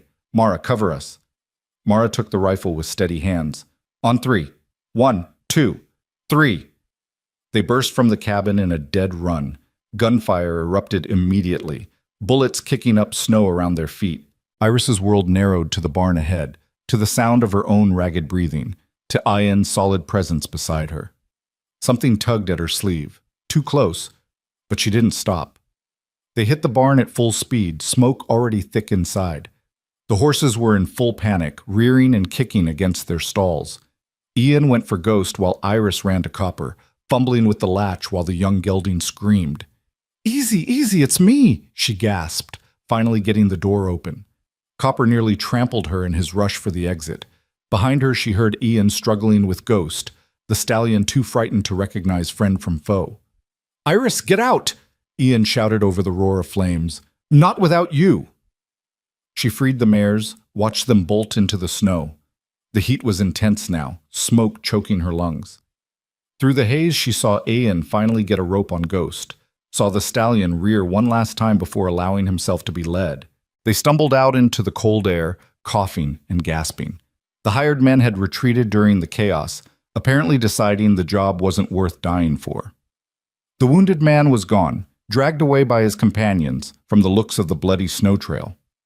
The barn was a total loss. They stood there watching it burn, the horses milling nervously in the snow behind them while Mara kept watch from the cabin. "I'm sorry," Iris whispered. "This is all my fault." "No." Ian's voice was rough from smoke. "This is Clyde's fault, and he's going to answer for it." Ian, he burned my barn. Could have killed the horses. Could have killed you. Ian turned to her, and his eyes were blazing. He doesn't get to do that and walk away. What are you going to do? End this. Ian started toward the cabin, once and for all. Mara met them at the door, taking in their soot-stained faces and singed clothes. Everyone all right? For now. Ian reloaded his rifle with quick, practiced movements. But this ends today. Mara, stay with Iris. Keep her safe. Where are you going? Iris demanded. To Red Hollow, to have a conversation with your uncle. You can't. He'll have more men. I don't care. Ian's face was set like stone. He came to my home, threatened someone under my protection, burned my property. That's not something I forgive or forget. Then I'm coming too. Iris grabbed her coat. If you're ending this, I should be there. Absolutely not. She's right. Mara's voice was quiet but firm. This started with her. She deserves to be there when it ends. Ian looked between them, jaw working. Finally, he nodded. All right, but you stay behind me, and if I say run, you run. Understood? Understood, Iris lied. They left within the hour, the horses rounded up and secured in a makeshift corral. The ride to town was tense and silent, both of them scanning the trees for ambush. But the forest remained empty, the attackers apparently having had enough for one day.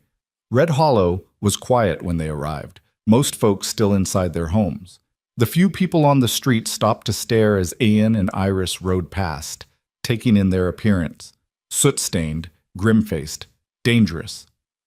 Where's Clyde Marine? Ian asked a man standing outside the general store. The man paled. Saloon, I think. But Ian... They didn't wait for whatever warning he was offering. The saloon was dim and reeking of stale beer and cigarette smoke. Half a dozen men lounged at various tables, conversations dying as Ian entered with Iris close behind him. Uncle Clyde sat at the bar, a half-empty bottle in front of him. He turned at the sudden silence, and his face went through a rapid series of expressions: surprise, anger, fear, then a calculated smirk. Thorne, come to apologize? No. Ian crossed the room in long strides. Come to make sure you understand what happens next. And what's that? Clyde's voice was mocking, but Iris could see his hand shaking as he reached for his glass. You leave, tonight. Pack whatever trash you call possessions and get out of Red Hollow, out of this county, out of this territory if you're smart. Clyde laughed, the sound ugly and sharp. Or what? You'll shoot me? In front of witnesses? If I have to. Ian's voice was perfectly calm. But I'd rather just beat you within an inch of your life and let the law handle the rest. Arson, attempted murder, trespassing with intent to harm. That's enough to hang you, even in Red Hollow. You can't prove nothing. The 3 men you hired already ran. One's wounded, probably dying. You think they're going to protect you when the law comes asking questions? Ian leaned forward. You're done, Marin. Only question is whether you leave vertical or horizontal. Clyde's eyes darted to Iris, and hate twisted his features. This is your fault, you little... Iris stepped forward before she could think better of it. No, this is yours. You hurt me for 7 years, made me think I was worthless, made me wish I was dead. Her voice shook but held. But I survived you. I got free. And now you're the one who's trapped, because everyone in this room knows what you are. A coward who beats children and hides behind hired guns. The silence that followed was absolute. Every man in the saloon was watching, and Iris could see judgment in their faces. Maybe they'd looked the other way before, but this public confrontation, this open accusation, this they couldn't ignore. Clyde surged to his feet, hand going for his belt, but Ian was faster, rifle coming up in one smooth motion. Don't. One word, soft as snow, sharp as broken glass. For a long moment, no one moved. Then Sheriff Dawson pushed through the saloon doors, looking harassed and frightened but determined. What's all this? He demanded in a quavering voice. Sheriff, Ian didn't lower the rifle. You need to arrest Clyde Marine, hired men to attack my property, burn my barn, and assault me and mine. Got witnesses and evidence. That true, Clyde? The sheriff asked. He's lying. We got smoke in our lungs and bullet holes in my door frame that say different, Ian interrupted. And if you don't do your job, Sheriff, I'll make a formal complaint to the territorial marshal. See how that goes for you. Dawson's face went gray, but he drew himself up. Clyde Marin, you're under arrest. Come peaceful or don't, but you're coming. What happened next was chaos. Clyde threw his bottle at the sheriff and lunged for the door. Ian moved to intercept, and suddenly they were grappling, crashing into tables. Iris screamed as Clyde pulled a knife, watched in horror as it arced toward Ian's ribs. But Ian was ready. He caught Clyde's wrist, twisted hard, and the knife clattered to the floor. Then he drove his fist into her uncle's face once, twice, 3 times. Clyde went down like a felled tree, blood streaming from his nose. Ian stood over him, breathing hard. Stay down. Clyde stayed down. The sheriff and 2 other men hauled Clyde to his feet, clapping him in irons. As they dragged him toward the door, he spat blood and fixed Iris with a venomous glare. This ain't over, girl. You're still mine. She was never yours. Ian's voice cut through the threats like a knife. And if I ever see you near her again, jail won't save you. Nothing will. We clear? Something in Ian's eyes must have convinced Clyde, because he went quiet, letting himself be dragged away. The saloon erupted in conversation the moment the door closed, but Iris barely heard it. Her ears were ringing, her whole body shaking with adrenaline and relief and terror. Ian turned to her, and his expression softened. You all right?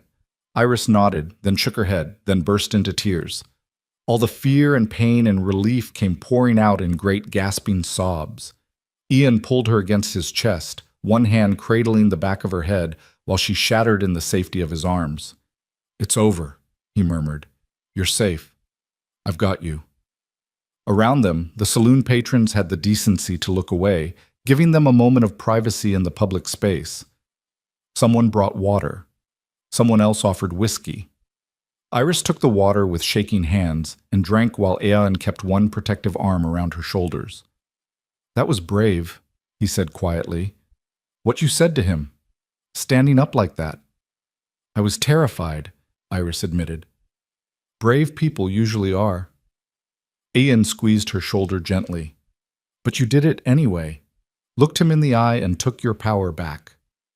Mara appeared then, having followed them to town. She took one look at Iris's tear-stained face and Ian's protective stance and smiled. Well, she said, that's that then. Clyde's done. Word will spread by sundown. No one's going to respect a man who got taken down in his own saloon. She looked at Ian. You made an enemy today. Don't care. Ian's arm tightened fractionally around Iris. Some things are worth fighting for. They stayed in town long enough to give formal statements to the sheriff and make sure Clyde was securely locked up. The territorial marshal would be by within the week, they were assured, and charges would be filed. It wasn't perfect justice, but it was something. The ride home was quiet, both of them exhausted and emotionally wrung out. The sun was setting as they crested the rise above the farm, painting the snow in shades of gold and amber. The barn was a charred ruin, but the cabin stood solid, smoke rising from the chimney where Mara must have rebuilt the fire before heading back to her own place. We'll rebuild, Ian said, following her gaze. Better than before. Stone foundation this time, so it won't burn again. I'll help, Iris said, however I can. I know you will. Ian dismounted and helped her down, his hands lingering on her waist for a moment longer than necessary. Iris, He stopped, seeming to struggle with words. Thank you. For being brave today. For standing with me. Where else would I stand? Iris asked softly. You've given me everything. A home. Safety. Hope. The least I could do was stand beside you. Something shifted in Ian's expression, something warm and tentative and fragile. It's more than that, though, isn't it? More than gratitude. Iris's breath caught. They were standing close, his hand still on her waist, the dying sunlight turning his gray eyes silver. Yes, she whispered. It's more. For me, too, Ian said, so quietly she almost didn't hear. I didn't think I could feel this again. But you... He stopped, shaking his head. I'm not good with words. You're doing fine, Iris said, her heart thundering. Ian smiled, small and real. What I'm trying to say is, you're not just someone I'm protecting. You're someone I... He took a breath. Someone I care about. More than I probably should, given everything. There's no should, Iris said, echoing Mara's words. There's just what is. And what is this? Ian asked. Iris reached up, cupping his cheek with one hand. This is two broken people learning to be whole. This is finding home in the last place we expected. This is... She paused. This is something worth keeping. Yeah, Ian agreed, his voice rough. It is. He leaned down slowly, giving her time to pull away if she wanted, but Iris didn't want to pull away. She wanted this, wanted him, with a fierceness that surprised her. Their lips met gentle and tentative, a question and an answer, a beginning. When they finally pulled apart, the stars were coming out, scattered like diamonds across the darkening sky. They stood there in the snow, foreheads touching, breathing the same air, while the horses waited patiently and the cabin beckoned with warmth and safety. Come on, Ian said softly, let's go home.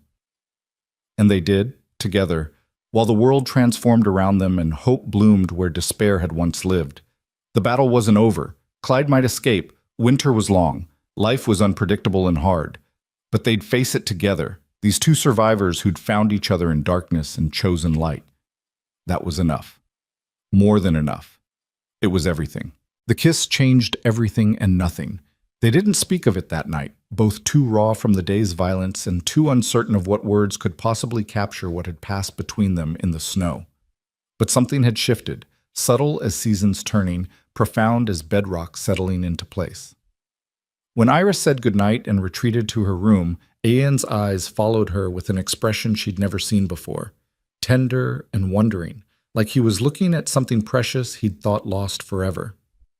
Sleep came easier than expected, her body finally giving in to exhaustion, but her dreams were vivid and strange, cycling between her uncle's hateful face and Ian's gentle hands, between fire and safety, between the girl she'd been and whoever she was becoming. She woke several times to moonlight streaming through her window, each time taking a moment to remember where she was, to feel the solid reality of locked doors and clean sheets and the distant sound of Ian moving through the cabin like a guardian ghost. Morning brought weak winter sunlight and the smell of coffee. Iris dressed slowly, her fingers fumbling with buttons as nerves fluttered in her stomach. What did you say to someone after you'd kissed them, after you'd stood together against violence, after everything had changed? But when she emerged, Ian was at the stove making eggs, and he looked up with a smile so natural and easy that her anxiety melted. Morning, he said. Sleep all right? Better than I expected. Iris moved to help, falling into their established rhythm of morning tasks. You? Same. He didn't elaborate, but there was color in his cheeks that hadn't been there before, a lightness in his movements that spoke of something like hope. I was thinking, after breakfast we should check on the horses, make sure they settled after yesterday's excitement. Then maybe start planning the new barn. Already? Iris asked, surprised. No point dwelling on what's gone. Ian plated the eggs and brought them to the table. Fire took the barn, but the horses are safe. That's what matters. We rebuild, we move forward. That's how you survive. There was wisdom in that, hard-earned wisdom that came from losing everything and somehow continuing anyway. Iris nodded, settling into her chair. They ate in comfortable silence, passing salt and bread between them with the ease of people who'd learned each other's patterns. When Ian's hand brushed hers, reaching for the coffee pot, he didn't pull away quickly, just let the touch linger, warm and deliberate, before pouring her cup with careful attention. Iris, he said suddenly, setting down the pot. About yesterday. About what I said, what we... He stopped, jaw working. I don't want you to feel obligated. You've been through hell. I know emotions run high during danger, and I don't want to take advantage of... You're not, Iris interrupted firmly. Taking advantage. I kissed you back, remember? That wasn't fear or obligation. That was... She searched for words. That was me wanting to, choosing to. Ian's shoulders relaxed fractionally. Yeah? Yeah. Iris reached across the table, taking his hand properly this time. I know it's complicated. I know there's Sarah and what you lost, and there's my uncle and all that ugliness. But what I feel, what's between us, that's separate from all that. That's just us. Us, Ian repeated like he was testing the word.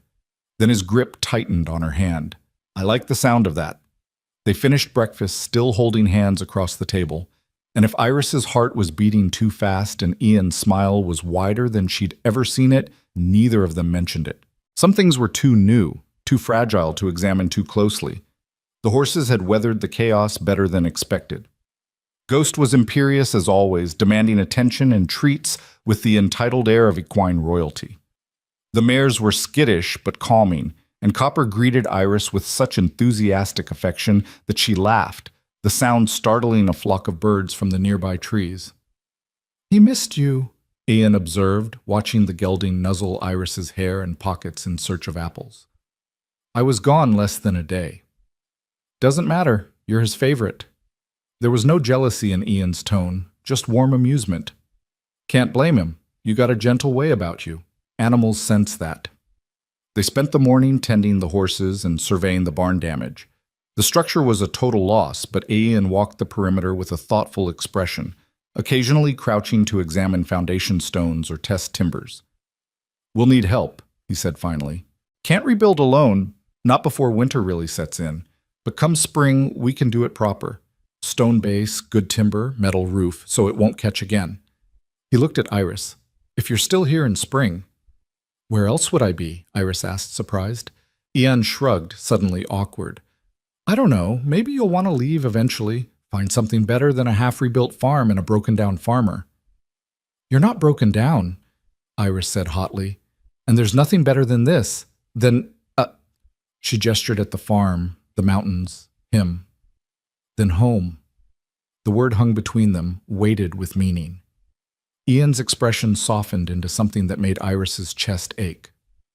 Home, he repeated quietly. Yeah, that's what this is, isn't it? They were standing close again, the remains of the barn at their backs and the winter sun painting gold across the snow.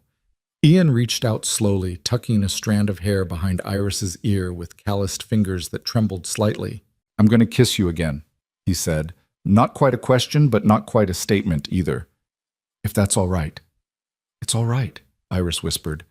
This kiss was different from the first, longer, deeper, full of promises neither of them had words for yet. When they finally pulled apart, both breathing hard, Ian rested his forehead against hers. Been a long time since I felt this, he admitted. Scared the hell out of me at first. Felt like betraying Sarah somehow, but he paused. She wouldn't want me alone forever. Wouldn't want me just existing instead of living. And you, his voice roughened, you make me feel alive again. You saved my life, Iris said simply. In every way that matters. The least I can do is help you remember yours is worth living. They stood there wrapped in each other while the horses grazed nearby, and the mountains watched with ancient indifference. Eventually, the cold drove them inside, where they spent the afternoon in quiet domesticity. Iris mending clothes while Ian repaired a broken chair, both of them stealing glances when they thought the other wasn't looking. That evening, Mara arrived again with her usual lack of ceremony, bursting through the door with a basket and a knowing smile. Well, well, she said, looking between them with sharp eyes that missed nothing. Something's different here. Nothing's different, Ian said too quickly. Please. I've been midwifing and matchmaking for 40 years. I know what new love looks like. Mara set her basket on the table and fixed them both with a stern look. So, we doing this proper, or are you two going to dance around it forever? Mara, Iris started, feeling heat flood her face. Don't Mara me, child. You're living under the same roof, clearly have feelings for each other, and this is a small town with big opinions.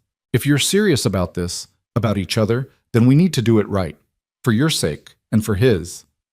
What are you suggesting? Ian asked carefully. Marriage. Mara said it flat out. No ceremony. I know. It's fast, it's complicated. There's history and hurt and all kinds of reasons to wait. But waiting just gives folks time to gossip and judge. You marry her proper, Ian, and no one can say a word about her living here. She becomes your wife, your partner, your equal, not your property or your charity case or whatever ugliness folks want to whisper. The word marriage hit Iris like a physical blow. Marriage meant forever, meant commitment, meant trusting that this fragile new thing between them could survive. It was terrifying and tempting in equal measure. I can't ask her that, Ian said, looking stricken. It's too much, too fast. She deserves— What do I deserve? Iris interrupted quietly. Tell me, Ian, what is it you think I deserve? He met her eyes. Better than this. Better than a hasty marriage to a widower twice your age who's still grieving his first wife. You deserve romance and courtship, and time to figure out what you want without pressure. I'm 19 years old, Iris said, her voice steady. I spent the last 7 years being told I was worthless, that I deserve nothing but pain. You think I don't know what I want? You think I can't recognize the difference between being used and being valued? She stood, moving to stand in front of him. I want this. Want you. Want a life where I'm someone's choice, not someone's burden. If you're offering marriage, real partnership, then yes. My answer is yes. Ian stared at her like she'd performed a miracle. You're sure? I'm sure. It won't be easy. I've got ghosts, Iris. Wounds that might never heal proper. There'll be days I'm difficult. Days I'm lost in the past. And this farm, it's hard work, hard living. Nothing fancy or soft about it. I don't want fancy or soft. Iris took his hands. I want real. I want honest. I want someone who sees me as I am and doesn't flinch. That's you. That's this. She paused. Unless, do you not want this? Want me? God, yes. Ian pulled her close, fierce and sudden. Want you so much it terrifies me. But I needed to know you wanted it too, that I wasn't— He stopped. That this was real for you. It's real, Iris promised against his chest. It's the most real thing I've ever felt. Mara cleared her throat loudly. Well, that's settled then. I'll talk to Pastor Williams. We can do a small ceremony, just a few witnesses. Nothing fancy, but legal and proper. Sound good? They pulled apart enough to look at her, and Ian nodded. Yeah. Good. Mara's smile was triumphant. Now, I brought supplies. We're going to celebrate with a proper meal and decent wine, and I'm going to tell you both everything you need to know about making a marriage work, starting with communication and ending with realistic expectations about each other's snoring habits. What followed was one of the strangest, most wonderful evenings of Iris's life. Mara held court at their table, alternating between practical advice about running a household together and surprisingly frank discussions about marital relations that left both Iris and Ian red-faced, but laughing. The older woman treated their impending marriage as both sacred and pragmatic, acknowledging the unusual circumstances while insisting that love was love regardless of how it started. Sarah would approve, Mara said at one point, grown serious. I knew her, Ian, knew how she loved you. She'd want you happy, want you living instead of just surviving. This girl here, she gestured at Iris. She's good for you, good to you. That's what matters. Thank you, Ian said quietly, for saying that, for everything. Don't thank me yet. Wait until you're 5 years married and sick of each other's faces. But Mara's eyes were kind. Though somehow, I don't think that'll be a problem for you two. She left as darkness fell, making them promise to come to town the following week for the ceremony. After she'd gone, Iris and Ian cleaned up in silence, the weight of their decision settling over them like new snow, quiet, clean, transforming. Having second thoughts? Ian asked as they worked. No. Iris dried the last plate. You? No. He hung up the dish towel with careful precision. Just thinking about what comes next, what it means. What does it mean? Iris asked. To you? Ian was quiet for a long moment. It means I'm choosing to live again, choosing hope over grief, choosing you over staying safe in sorrow. He looked at her. That's terrifying.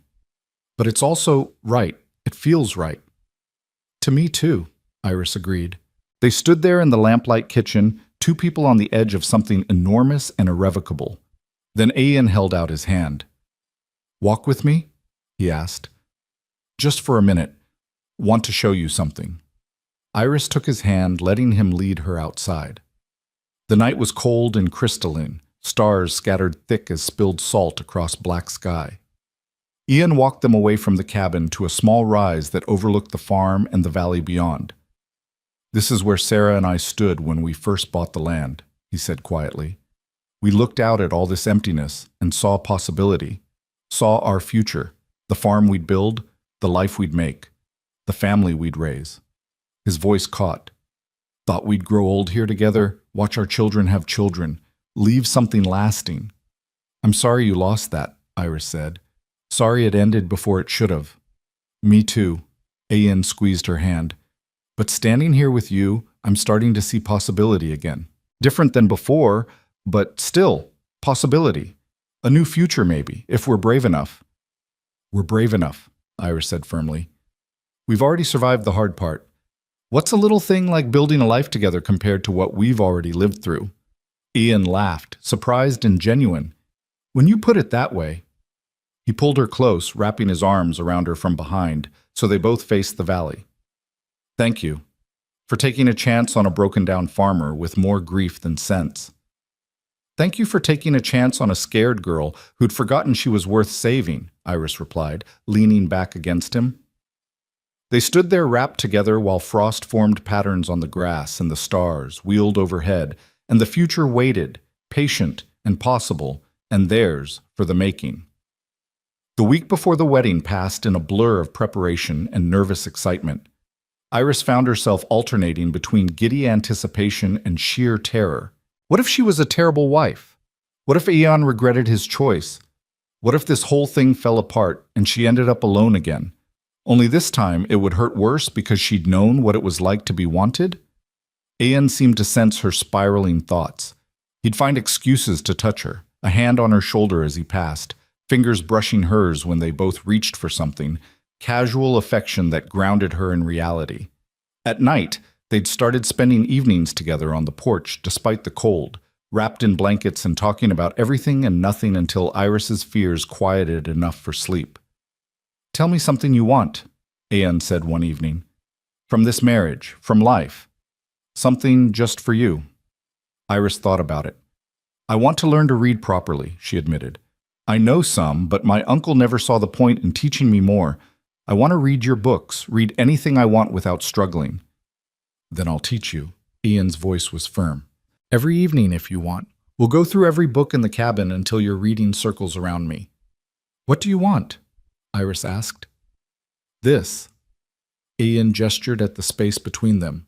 "Peace, companionship, someone to build something with." He paused. "And maybe, this is foolish, but maybe children someday, if you wanted. I know it's asking a lot after what you've been through, and if you never want that, it's all right, but I want that," Iris interrupted softly. "Someday, when we're ready, I want to give you back what you lost. Not the same, never the same, but new life, new hope." Ian's hand found hers in the darkness. "We've got time. No rush. Just knowing you'd want that eventually, that's enough." The day before the wedding, they rode to town together to finalize arrangements. Pastor Williams was kind, but clearly scandalized by the short courtship, though he agreed to perform the ceremony. Mara had organized everything with her characteristic efficiency. A simple ceremony in the church, a small gathering afterward at her home. Nothing fancy but proper and legal. "You need a dress," Mara announced, steering Iris toward the general store. "Can't get married in everyday clothes." "I don't need anything special," Iris protested. "Just something clean. Nonsense. Every bride deserves to feel beautiful on her wedding day, even practical ones." Mara's tone brooked no argument. The shopkeeper, Mrs. Garrett, was coolly professional as she brought out several dresses. Iris tried on 3 before finding one that fit. Simple cream-colored cotton with lace at the collar and cuffs. Nothing elaborate, but clean and pretty. When she emerged from the dressing room, Ian looked up from the farm implements he'd been pretending to examine, and his expression made her breath catch. "You look—" He stopped, clearing his throat. Beautiful. You look beautiful. It's just a dress, Iris said, but she was smiling. It's not just a dress. Ian's voice was low. It's you, and you're beautiful. Mrs. Garrett sniffed disapprovingly, but wrapped the dress without comment. As they left the store, loaded with supplies and wedding clothes, they nearly collided with the sheriff. Thorne, Miss Vale, Dawson tipped his hat. Wanted to let you know, Marin made bail, posted by his drinking buddies. He's supposed to stay away from you both, but he shifted uncomfortably. Wanted you to know, just in case. Ice slid down Iris's spine. When? Yesterday. The sheriff looked apologetic. I sent word to your place, but I guess you were already gone. Ian's face had gone hard. He been seen around town? Not yet, but keep your eyes open. Man like that, he don't take losing well. They rode home in tense silence, both scanning the tree line for threats. But the farm was undisturbed, the horses peaceful, no signs of intrusion. Still, Ian insisted on checking every window lock, every door, before allowing himself to relax even slightly. He won't ruin this feat, he said fiercely that night. Won't let him ruin this. Maybe he won't come, Iris said, trying to convince herself as much as Ian. Maybe he learned his lesson. But neither of them really believed it. The wedding day dawned cold and clear, the kind of winter morning that felt scrubbed clean by frost. Iris woke with butterflies swarming her stomach and her hands shaking as she dressed. This was it. Today she became someone's wife, Ian's wife. Today she chose her future instead of having it chosen for her. Mara arrived early to help with hair and makeup, chattering cheerfully to cover Iris's nerves. You're allowed to be scared, child. Getting married is terrifying even in the best circumstances. But look at me. She cupped Iris's face gently. You're doing the right thing. I feel it in my bones. What if I'm a terrible wife? Iris whispered. Then you'll learn to be better. That's what marriage is, learning and growing together, messing up and forgiving and trying again. Mara smiled. You'll be fine. Better than fine. The ceremony was small and simple, just as Mara had promised. A handful of townspeople attended, some out of genuine goodwill, others clearly driven by curiosity. Iris barely noticed them. Her entire focus was on Ian, standing at the altar in his best clothes with his hair combed back and his eyes locked on hers like she was the only person in the world.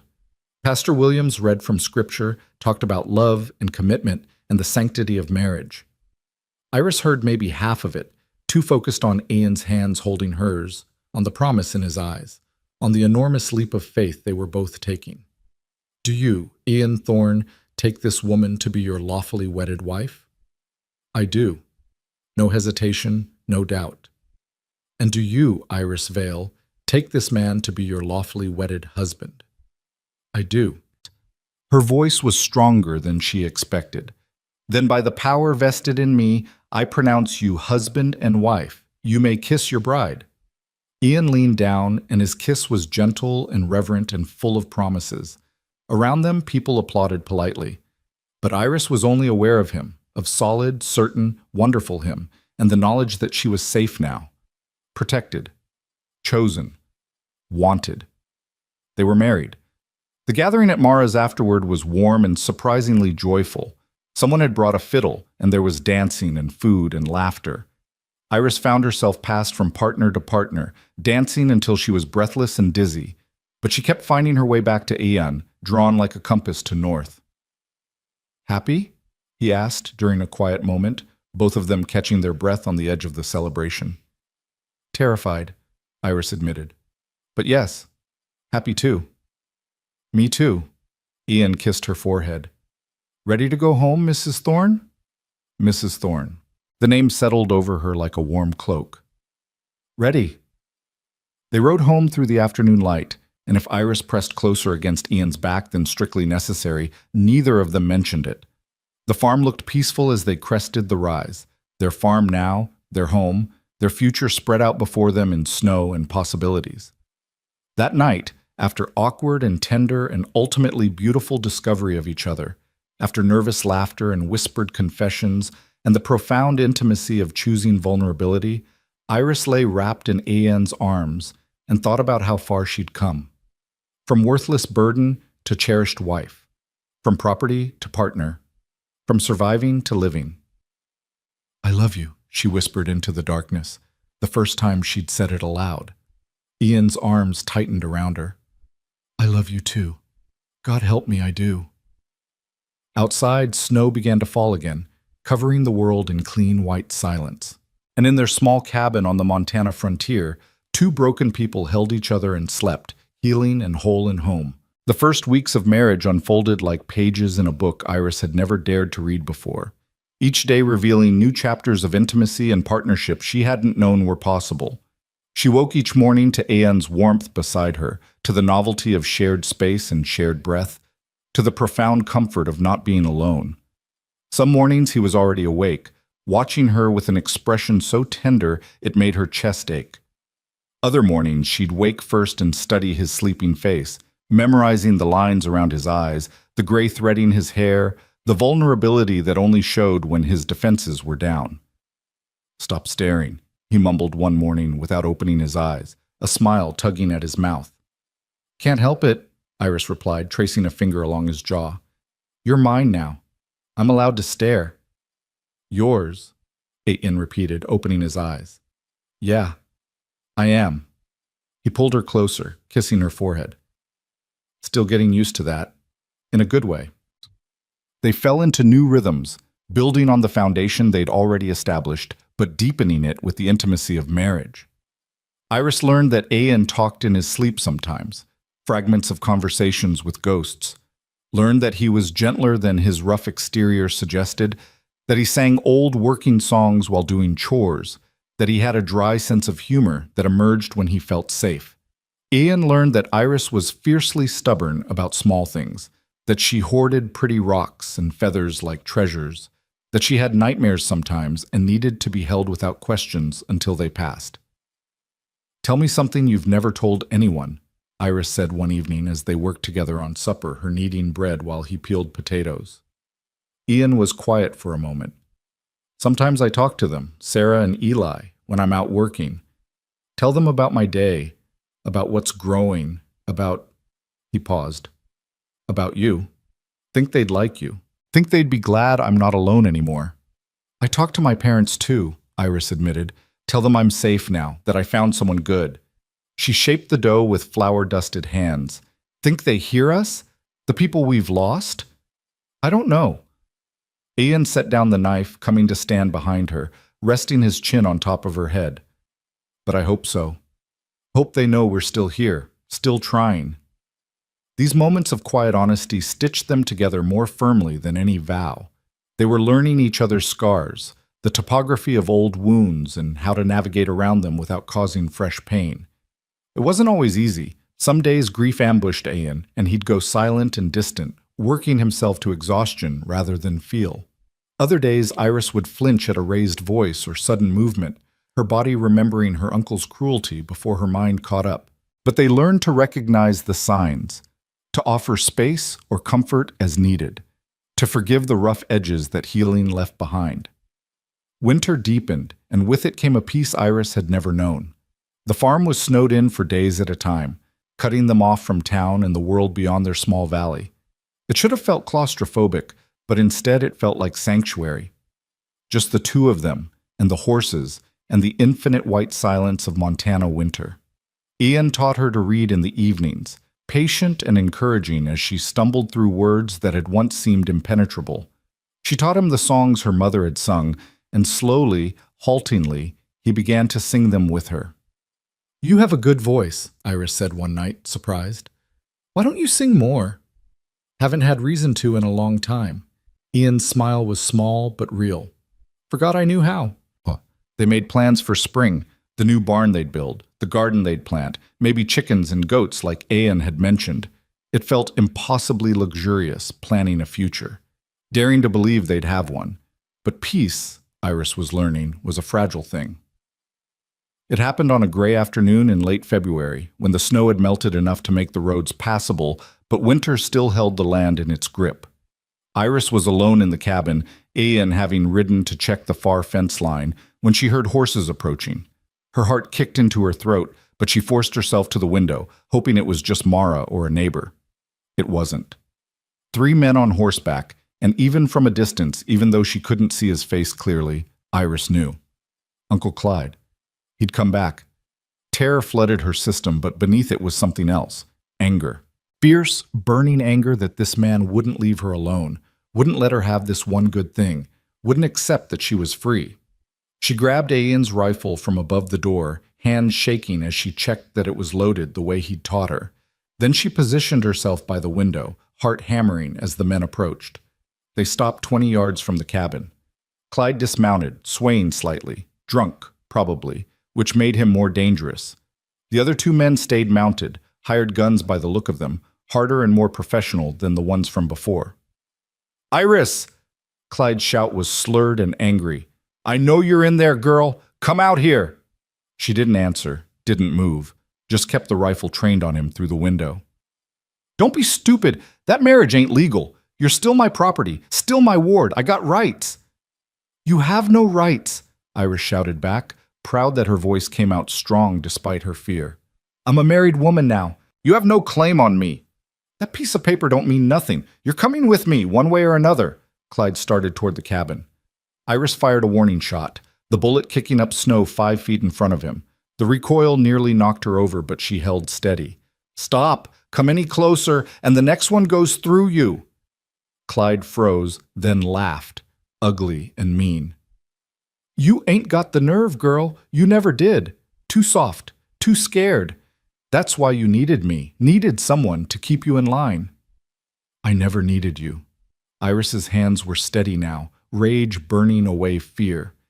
"You were a monster who hurt a child because it made you feel big. But I'm not a child anymore, and I'm not scared of you." "You should be." Clyde gestured to the hired men. "I got help this time. Real help. You can come peaceful or come fighting, but you're coming." The men dismounted, starting to spread out. Iris's mind raced. She couldn't hold off 3 of them, not alone. Where was Ian? How long until he got back? Could she barricade the door, hide, run? Then she heard it. The thunder of hooves, a shout, and Ian burst from the tree line on Ghost, rifle in hand. He must have heard the shot, must have ridden hell for leather to get back. Relief and terror warred in Iris's chest. "Get off my property!" Ian's voice cracked like a whip as he pulled Ghost to a rearing halt between the hired men and the cabin. "All of you, now!" "This is family business, Thorne," Clyde shouted. "Don't concern you. She's my wife. Everything about her concerns me." Ian leveled his rifle at Clyde. "And you were warned. Told you what would happen if you came back." "You gonna shoot me in front of witnesses?" Clyde sneered. "That's murder, Thorne. They'll hang you." "Self-defense." Ian's voice was dead calm. "You came to my home armed with hired guns threatening my wife. Any court in the territory would call that justified." One of the hired men shifted nervously. "Marin, you didn't say nothing about the law being involved. Said this was just collecting a debt." "Shut up," Clyde spat. "I'm paying you to do a job, so do it." "The job just changed," Ian said, addressing the hired men directly. "You touch my wife, you try to take her, and I will kill you both. That's not a threat. That's a promise. Now you got a choice. Right away right now and this ends peaceful, or stay and see how many of you I can put down before you put me down." The men exchanged glances. They were professionals, could probably read the situation better than Clyde's drunken desperation, could see that Ian meant every word, that this would end in blood if they pushed. "Hell with this," one of them muttered, remounting his horse. "Ain't getting paid enough to die over some family squabble." "Where you going?" Clyde raged as both men turned their horses. "I paid you." "Keep your money." The second man was already riding away. "Find yourself other fools." Then it was just Clyde, alone and furious, facing Ian's rifle. For a moment, Iris thought he might charge anyway, might let his pride and hate override self-preservation. His hand moved toward his belt, toward the pistol holstered there. "Don't." Ian's voice dropped to something cold and final. "Please don't make me do this in front of her. Just leave. Just get on your horse and ride away and never come back." "She's mine." Clyde's shout was raw with impotent rage, and something else, fear maybe, at the sudden knowledge that he'd lost. "I raised her, fed her. kept a roof over her head when no one else would. You beat her, Iris shouted from the cabin, unable to stay silent anymore. You hurt me every single day. You made me think I was worthless, that I deserved pain.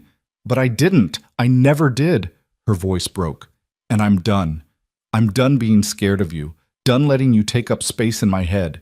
You're nothing. You hear me? Nothing. The words hung in the frozen air, and something in Clyde's face crumpled. Not remorse, he was incapable of that, but the realization that he'd truly lost, that his power over her was gone, that he was alone and pathetic and defeated. You'll regret this, he said, but the venom was gone from his voice, leaving only bitterness. Both of you. The only thing I regret, Iris said clearly, is not standing up to you sooner.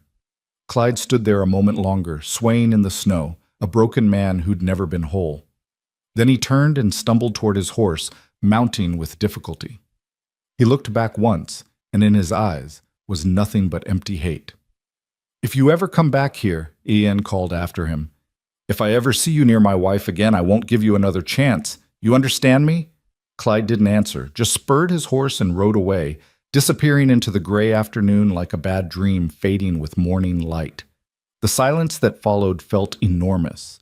Ian dismounted slowly, still watching the tree line, rifle ready. Only when several minutes had passed with no sign of return did he finally lower his weapon and turn to the cabin. Iris met him at the door. She was shaking now, adrenaline draining away and leaving her hollow. Ian caught her as her knees gave out, holding her while she shook and gasped and tried to remember how to breathe. It's over, he murmured into her hair. It's over now. He's gone. What if he comes back? Iris managed through chattering teeth.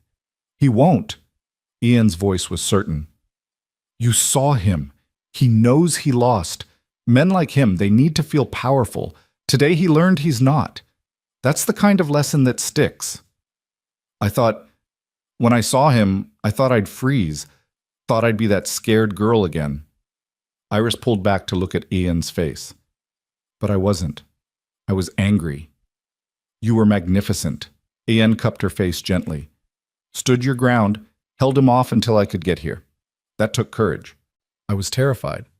Courage isn't not being scared, it's being scared and doing it anyway. He kissed her forehead. You were so brave, so strong. I'm proud of you.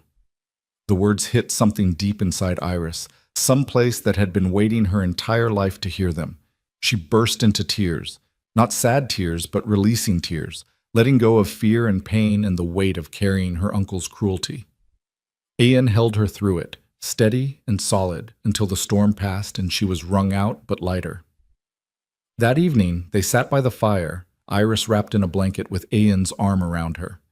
They'd spent the afternoon securing the property, checking for any signs of lingering threat, but everything was quiet, peaceful, safe. Tell me about the future, Iris said quietly. The one we're building. Ian was silent for a moment, gathering his thoughts. We finish the winter. Come spring, we rebuild the barn. Plant a big garden, vegetables and flowers both, because you deserve pretty things. Get those chickens and goats we talked about. Maybe trade for another mare, start actually breeding horses like Sarah wanted. He paused. And someday, when you're ready, maybe we have a baby. Start a family for real. I think I'm ready, Iris said, surprising herself. Not right this minute, but soon. I want to fill this place with life, with love. Want to give you back what you lost. You already have. Ian's voice was rough with emotion. You already gave me back my life. Everything else is just extra. Beautiful extra. They sat there as the fire burned down to embers and the night deepened around them. Outside, the world was cold and harsh and unforgiving. But inside their small cabin, there was warmth and safety and the beginning of something that would last. Winter finally broke in late March, the snow retreating to reveal brown earth and the first tentative green shoots of spring. The change felt symbolic, like the land itself was healing. Iris and Ian threw themselves into work, clearing the debris from the old barn, preparing the foundation for the new one, turning over the garden soil. Mara visited regularly, bringing news from town and gossip that made them laugh. Clyde left, she reported one afternoon. Cleared out a week ago. Heard he went east, back to wherever he came from. Word is he's not welcome in Red Hollow anymore. Men at the saloon made it clear. Relief washed through Iris. He's really gone? Really gone. Mara squeezed her hand. It's over, child. You're free. Free. The word felt too big, too wonderful to be real, but as the weeks passed and no threat materialized, Iris began to believe it, began to let herself relax into safety instead of constantly bracing for violence. The new barn went up in May, a community effort that brought neighbors from miles around to help. It was larger than the old one, sturdier, with a stone foundation that wouldn't burn and space for more horses. As they raised the final beam, Iris stood next to Ian and felt pride bloom in her chest. They'd done this, together, built something real and lasting. Summer brought its own miracles. The garden flourished under Iris's care, producing more vegetables than they could eat. The chickens Ian brought home, a half-dozen hens and a rooster, settled in and began laying. And in late June, when Iris woke feeling sick for the third morning in a row, she knew. She waited until evening to tell Ian, wanting to be sure, wanting the moment to be right. They were sitting on the porch watching the sunset, the comfortable silence they'd mastered broken only by birdsong and the distant sound of horses. Ian, Iris said softly, I need to tell you something. He turned to her, immediately alert to the seriousness in her tone. What is it? You all right? I'm better than all right. Iris took his hand, pressing it to her still flat stomach. I'm pregnant. We're going to have a baby. The expression that crossed Ian's face was something beyond words. Shock and joy and fear and wonder, all mixed together. His hand trembled against her belly, his eyes bright with unshed tears. You're sure? He whispered. I'm sure. Mara confirmed it this morning. Iris smiled through her own tears. You're going to be a father again. Ian's voice broke. He pulled her close, burying his face in her hair. I never thought, didn't dare hope. He was crying now, shoulders shaking with the force of it. Thank you, God, thank you. They held each other as the sun set, painting the sky in shades of gold and rose, two people who'd survived the worst and found their way to the best. A baby. New life. A future that stretched out bright and full of possibility. The pregnancy was smooth, Mara checking on Iris regularly and pronouncing her healthy and strong. Ian was simultaneously terrified and overjoyed, constantly hovering and fretting until Iris had to remind him she wasn't made of glass. He built a cradle with his own hands, carving it from cedar and polishing it until it gleamed. Iris sewed tiny clothes, marveling at how small they were. How much hope could be contained in such small things? Boy or girl? Ian asked one evening, his hand on her swelling belly. I don't care, Iris said honestly, as long as they're healthy, as long as we get to keep them. We will. Ian's voice was firm. No fires this time, no tragedy, just life, normal, boring, beautiful life. The baby came in late February, born in a snowstorm with Mara attending and Ian pacing the main room like a caged animal. It was hard and painful and longer than Iris expected, but when Mara finally placed a squalling, red-faced infant in her arms, every moment of pain evaporated. A girl, Mara announced, beaming, healthy and strong. Well done, Mama. Ian was in the room a moment later, his face pale and frightened until he saw them both alive and whole. Then he collapsed to his knees beside the bed, reaching out with shaking hands to touch his daughter's tiny fist. She's perfect, he breathed. She's perfect. What should we name her? Iris asked, exhausted and exhilarated. Ian looked at her, then at the baby, then back. Hope, he said softly. I want to name her Hope, because that's what she is. That's what you both are. My hope, my future, my everything. Hope Thorne, Iris tested the name. I like it. Hope grew through the spring and summer, thriving in the mountain air. She had Ian's gray eyes and Iris's dark hair, a perfect blend of both of them. Watching Ian with her was bittersweet and beautiful. She could see the ghosts he carried, the son he'd lost, but she could also see him learning to love again without fear. Learning that joy didn't require forgetting grief, that both could exist in the same heart. The farm prospered. Word spread about Anne's skill with horses, and people came from 3 counties to buy or trade. The garden produced abundantly, and Iris learned to can and preserve, filling shelves with jewel-toned jars that would see them through winter. They bought 2 more mares, started breeding them properly, watched foals being born into spring sunshine. On a crisp autumn afternoon 2 years after Hope's birth, Iris stood on the porch holding their daughter while Ian worked with a young colt in the corral. The barn stood white and solid against the blue sky. The fences were mended and strong, smoke rose from the chimney of their warm cabin.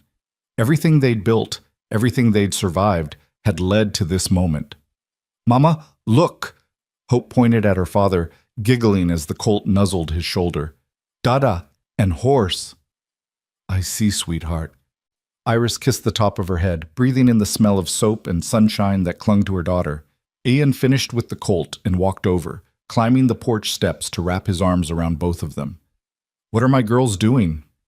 "Watching you," Iris said, leaning into him, "thinking about how far we've come." "Long way," Ian agreed. "From that first day when I bought you for a horse. Best bargain I ever made."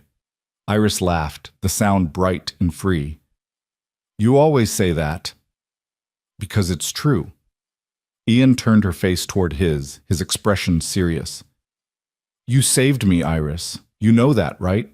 I was dying in this place, drowning in grief. Then you came along and gave me a reason to live again.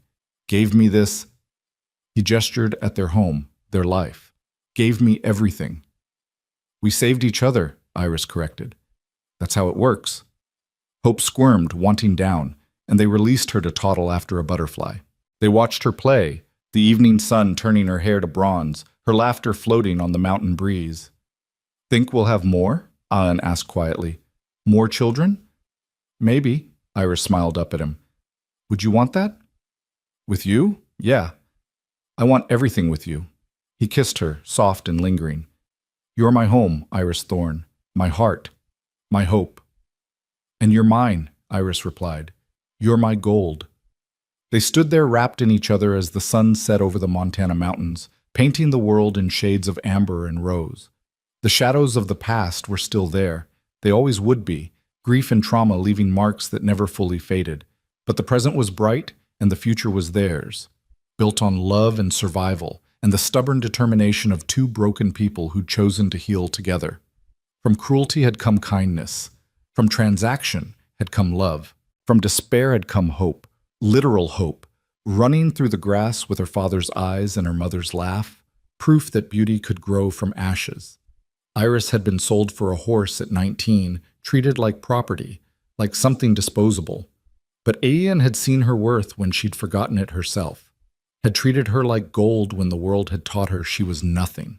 And in return, she'd given him back his life, his future, his capacity for joy. They'd rebuilt the barn, replanted the garden, brought new life into a place that had known too much death. And every day, in 1,000 small ways, they rebuilt each other too. As darkness fell and stars began to prick the sky, they gathered hope and went inside to warmth and lamplight and the comfortable chaos of family.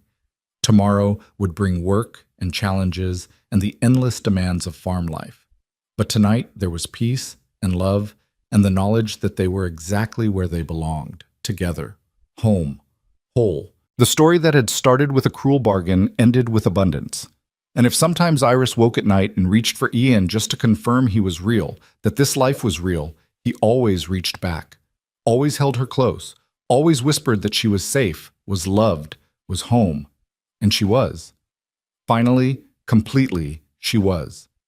The girl who'd been sold for a horse had become a woman who knew her worth. The man who'd lost everything had learned to hope again. And together, they'd built something that no one could take away. A family, a home, a love that was worth more than gold. It was everything. It was enough. It was theirs. And that was the truest ending of all.